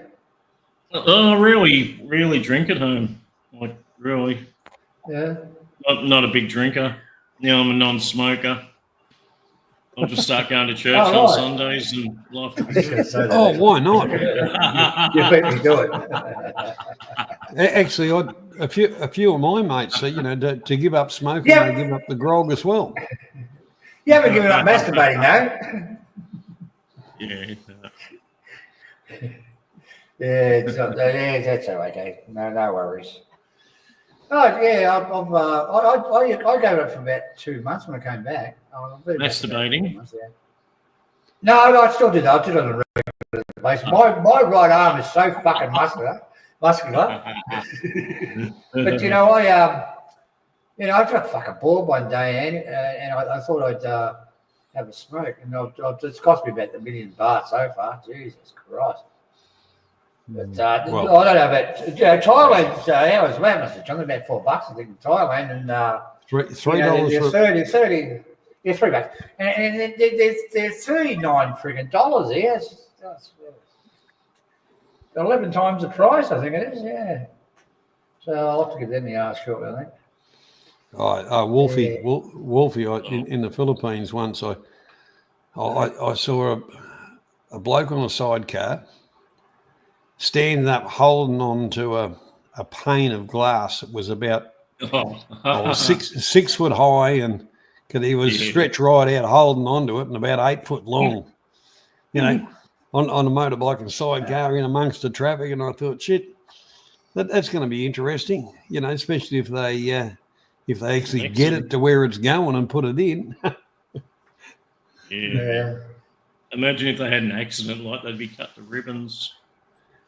Oh yeah. Look, you see some funny stuff in Thailand. That one on the freeway, that was a pisser. But yeah, up in the country, look, I've done it on the motorcycle and sidecar. You know, 6 metre lengths of pipe and steel, pieces of steel 8 metres long on the sidecar. Did you put a red flag on the end of it all? No. Why do that? No one else does. You just got to watch when you turn your corners. But can I finish that story about the monkey and masturbating when I was behind him in the cage? Oh. Listen, lucky I had my windscreen wipers going. My Mel was sitting in the bed. Yeah, we finished the job, the little bastard. That sounded like a seagull. It did, didn't it? She was a bit of a To seagull. chase it, But chasing anyway, fish the and weird thing you chips. see on the roads, I mean, Jesus Christ. Do you know, I love it when you're driving down the freeway and some car will come out coming the opposite way, right? But on your side of the road. Yeah, well, they're only going down the road a little bit. They can't be bothered doing the right thing. They just, John, go on, sorry. Go on. you know. But look, I kind of used to think, and then I got used to it, and I just kind of went, yeah, fuck it, I'll do the same thing. Good for the goose, good for the gander. Well, look, I was driving down a freeway, coming off the bridge, overpass, right? And this motorbike pulled out in front of me, didn't look, just pulled straight out. Okay. Now I've got a car on my right. Okay, so I'm going to hit this motorbike. So what do? Ram the car on the right or knock out the motorbike and kill him? And you make sure you kill him because dead people can't tell any lies. So I did a Fred Flintstone and both feet on the brake and got away with it. But it's just fucking nuts, really. Well, the problem is these little bikes, their acceleration is unbelievable. So you're going to a T-junction or these little soys coming onto your road. You look right, you look left. By the time you drive forward, there's something that's sped out at 0 to 60 in like 3 seconds, and they're in front of you. You nearly hit them. The bikes are fast over it like a short distance, and that's right. Always expect the unexpected when driving in Thailand. That's my number one rule. Yeah. Always expect. And always watch your left. I love it when you're turning left, Andy, and the motorbike will turn with you to escort on the you. Inside, right? You have to watch your left-hand mirror when you're driving in Thailand. Don't want to make your right because you're going to ram them, but you always watch your left-hand mirror. Well, when you're going left, way back further, you go and start hugging the friggin' gutter. That way the bastards can't cut around in on you. Well, another trick that they do is like if they're coming up to, imagine this, guys, T-junction. You're driving up to the T-junction. Thais will put their hazards on because they're going straight, which is great for the car that's coming on the other side or the guy coming on the right. The thing is, the guy on the left, he thinks you're turning left because he can only see one blinker. So he'll come across you to turn into the road you're just coming from. And that's the danger of those, I'm going straight across. Only certain people can see it. So the guy on the left coming to the T-junction to turn right into where you just come from, he thinks you're turning left. He can't see the other blinker on the right. And that's so dangerous. There's one thing in Thailand, though, Andy, if you stick to, for lung rules, you go to Bangkok. Bangkok wouldn't fucking move to be car park. So, you've got to, you can't go by the law in Bangkok. You have to break the fucking law. If you travel, I think it's 100K on those overhead freeways. I'm not sure. If you're not doing 130, 140, you're going to get rammed in the fucking ass by the car. So you've got to speed. You've got to, you've got to understand all these sort of things. But one thing I do like about Thailand, if I'm coming out of a side street and I'm turning right, I kind of put my nose there a little bit. They let you out. Somebody will stop and let you out, and then you move out, and the other people will let you in. As far as that consideration, I think's wonderful. There's some of the other shit. You try to do that in Australia. If you poke your nose out, you'll get fucking stabbed in the face. But I mean, I've been driving for 40 years in Thailand. So what I've noticed is people that come down when there's a queue of traffic, they'll come on your right-hand side to try and push in. Thais don't tolerate that. All you got to do is, if you're actually wrong and say, oh shit, I should be in that lane, just stop, put your left indicator in, 3 or 4 cars will go past, and then one will let you in because they understand you're not pushing in. You know what I'm saying? It's the ones that nudge nearer and nearer your car, so you do give way, so you let them in. That's not tolerated. Thais don't like that, but it happens. I don't like that in Australia. I reckon it's brilliant the way they drive, Andy. I really do. It's shit's all over my country. Well, last time I was driving in England, I saw more dangerous driving in England than I saw in Thailand. No, when I drive here in Tasmania, and I'm going to join a group, I own the fucking road. You don't go anywhere near my road. That's the way they have to think. They have cars in Tasmania? Oh, wow. I didn't know that. Yeah. In Thailand, in And Thailand, electricity you'd have to presume that, like, the basic rule of the road is you give way to the right Yeah. at an intersection. But not when And someone's Andy, trying to push and in. Andy, I got a toilet put in last week. You had a what? I had a toilet put in last week. One in the car. Yeah, that's No, what in I'm the thinking. house. John. Yes. Oh, Well, like the old railway cars, where you sat in the toilet and you could see the tracks below you, and it had a sign, "Do not go to the toilet in the station." right. I like the second class trains. Sorry, I spent a Adrian. lot of time. I spent a lot of time, Andy, trying to find the basic rule of the road in Thailand, like give way to the right or something. There's not. And I've never actually found it. Eh? Adrian, question. How do you get on when you're driving and you approach a roundabout? Because in England, it's pretty, you give way way to the right. Give way to the right. If there's a car on the roundabout, you give way, and basically give way to the right. Like, It's virtually first in, first served. Well, yeah, true. Well, and the look thing at is, both of your mirrors. the thing No, is, you just got to watch the left one. That's all you got to watch. The one thing I've noticed is you like roundabouts, whatever, crossroads, whatever, you just kind of approach it with a little bit of caution. And somebody will pull up and let you go, and Yeah, they do. Johnny, you're absolutely right. Yeah. One rule I don't understand in Thailand, right, is if you're in taxi, you open your door to get out of the taxi, and a bike comes and cleans the fucking door up, you've got to pay for the door. They'll take your fucking license because you've caused that accident. But the motorbikes are not allowed to pass on the left. Work that one out.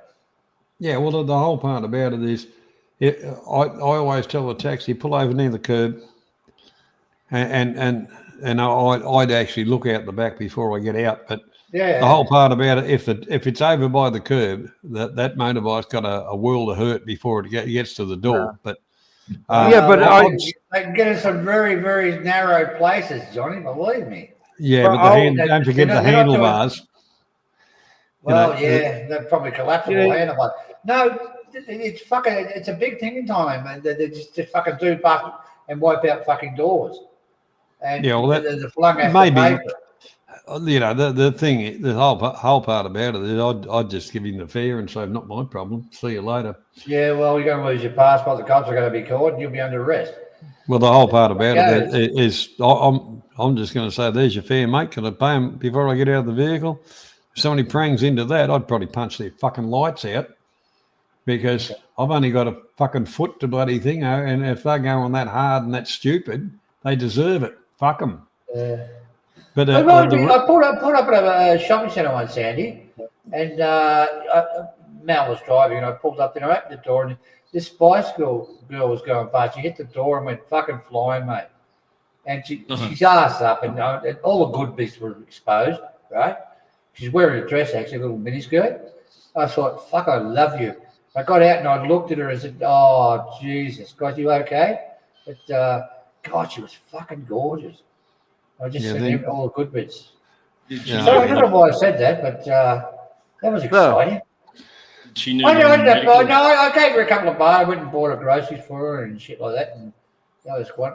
Wasn't out of kind. It was just want to see more of a fucking pussy. Did she need any medical assistance too? No, I did afterwards. They did. They did, Adrian. They had to use rescue because Stephen landed on top of her. Oh, fuck. She was fucking beautiful, John, I'll tell you. Oh. And, I opened the door, she hit it, and she's gone us over tip with the bike. Yeah. Well, the whole part about it is some of the arrogance. I'm doing what I'm doing. Fuck everybody else. That horse with blinkers on. That is to me just run them over because I couldn't give a fuck about them. But normally, the normal stuff, the villages are probably the worst for people with I'm just going down there, so I'll just drive down there, because I live on that side of the road. Why go across there and down there? And then you know, they're down 4 fucking kilometres for fuck's sake. Yeah. But anyway, there's interesting stories. There's so many tales you can tell about Thailand. It's a wonderful country. I wouldn't change it for anything. You know, we talk about things, Andy, and shit like that, and changes. I don't want to change anything in Thailand. I don't give a fuck if they have a month fucking visa or 30-day visa. I don't give a fuck. I love the place. Well, like, you know, that country's run much, much better than our country. You know? Oh, look, I don't know about. Well, in some ways, yes, but otherwise, no. But the whole part about it is, you know, like your patio, your tourist joints. The Farang, the foreigner, is seen as deep pockets. Up in the villages and that, you're seen as a local. Yes, that's exactly right. Okay, guys, I'm going to call it a day. I'm going to call it. Sorry. All right, Andy. All right, no worries. Yeah, Yeah. me too. Do your outro, Andy. Do your outro. No, I don't have one prepared, but I'm working on some production for the outro. That's coming next week. All right. Okay. All right. It'll be like you off? You going, Banana King? You going? See you guys. Good night. See You off, are you? All right. Good night, Adrian. Good night. Good luck on the vaping, bro. Keep to it. Keep to the regimen. Okay. Go and get some fucking smokes, Adrian. Stop it. Shut up, No. Clarky. Smokes. Okay. Good night, guys. Good night, Johnny. Good night, Stephen. Thank you very See much. you, Andy. See you, mate. See you. And thank you to the chat. Yeah. Yeah, Great. good work, chat. Oh. See you, Johnny. See you, Steve. See you. Yeah, all right. Hit the exit button. What do you want to do, John? You want to go or what? What? You want to go or stay? Oh, I'll go. Oh, okay. I'll fucking I see you didn't- and I talk didn't- myself. I didn't have an afternoon's sleep because every time I tried, some cunt turned up to fucking wake me up. Yeah, that's a fucking pisser, isn't it? I got, you know, I got those put them on your eyes, those black things we call them, sleep things, right? Yeah. Jeez, that's a fucking difference, mate. When you sleep during the day, I sleep like a fucking beauty, going to a fucking coma. Well, I sleep better in the daylight than I do in the dark because I spent more of my time fucking working in night shift than I fucking did day shift. Yeah. But honestly, what I was saying before, John, would you change anything in Thailand? Really? It works. Well, the whole part about it, in honesty, the fucking government, the corruption in the government and shit like that. But look, okay, obviously there's corruption in the government, okay? A little bit, right? I don't know. Not but a little look bit. At the corruption. Look at the corruption in our government. Yeah, you know? yeah. But what I mean is, you know, they had an election and the ones that didn't like the outcome set all the others up. But I like some of the changes they are moving towards. You know, but I'd laugh the other day when Sinawatra wanted to go to fucking Malaysia to do whatever, and they said, no, you can't, because you've got a travel ban still on you because you're a fucking criminal. Yeah. I reckon that was a pisser. But he's nothing but a cunt. He's nothing but a fucking cunt. He should be shot. And I can't, you know, like the whole part about it is that's where your corruption comes from. It's been I don't know much about the guy. I don't know much about the guy, mate. But he was the one that caused all the fucking banks in Thailand to fucking collapse.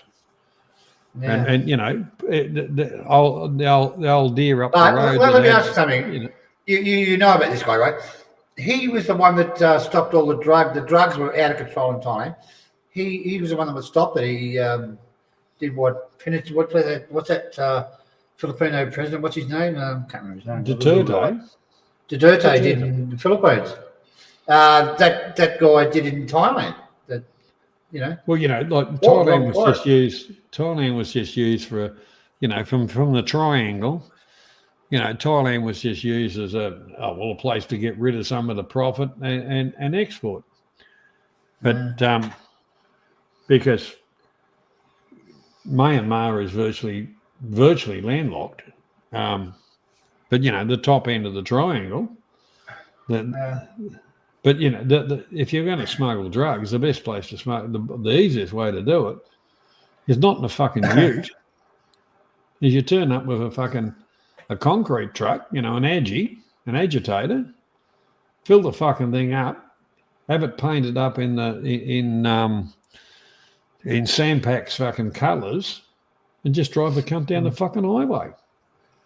Nah, you don't do that. All you do is just get some oven bags, put it in oven bags, seal the oven bags, and No, I'm not talking. They get done in ute loads.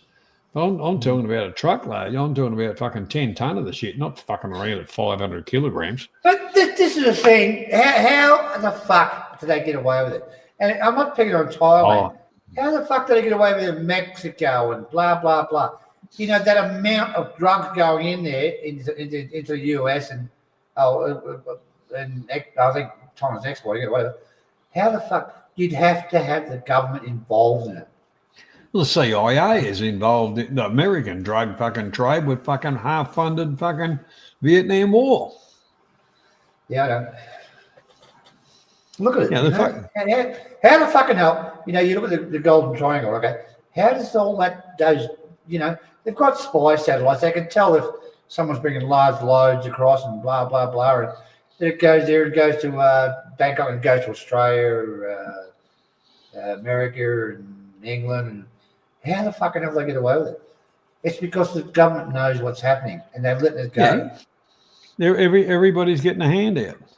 Yeah, everybody's getting a handout. You watch. So they don't want to get these drug agencies onto it. They want to get drug agencies onto the fucking politicians that are letting it happen. Letting it happen. The thing about it is, everybody's getting their cut. So as long as they get their cut, exactly. They don't give a fuck. And when the dollars don't turn up or whatever, and to make themselves relevant every now and again, somebody is sacrificed. Oh, that's the Rego, that's the fucking thing, how he's coming down the highway now. And that's why you see the traffic blocks every now and again on the fucking highway. John, how do you feel you've got a beautiful daughter that's got a brilliant career, gets into drugs, gets drug fucked, and eventually dies, right, from drugs? So you look at it this way. The cunt hasn't yet, but I'll be glad of that. So people who are caught smuggling the drugs into this country, do they deserve to die? Yeah. Killing people. Yeah. Basically, that's what I mean. If you bring drugs into my country, you should be shot.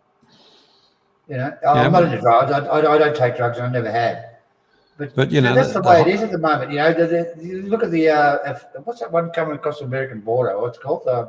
Cocaine. No, it's some other word they're using now. From China, it's made in China, right? Goes to Mexico and then smuggled across the border. I can't remember the drug. But anyway, that's nuts, mate. You reckon the US government is not involved in it? Of course they are. It's already been proven that many times the CIA have funded different shit, and it's all been through drugs. Yeah. All right, mate, I'm going to head to bed. All right, I'll close it down. Oh, Jesus Christ.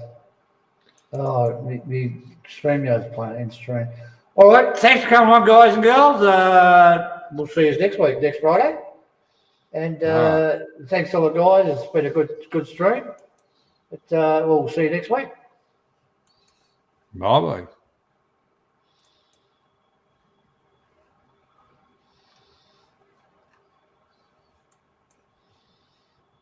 I think I've ended. No, it's still live. Oh, my StreamYard's playing up, mate. I can't fucking end it. Is it gone?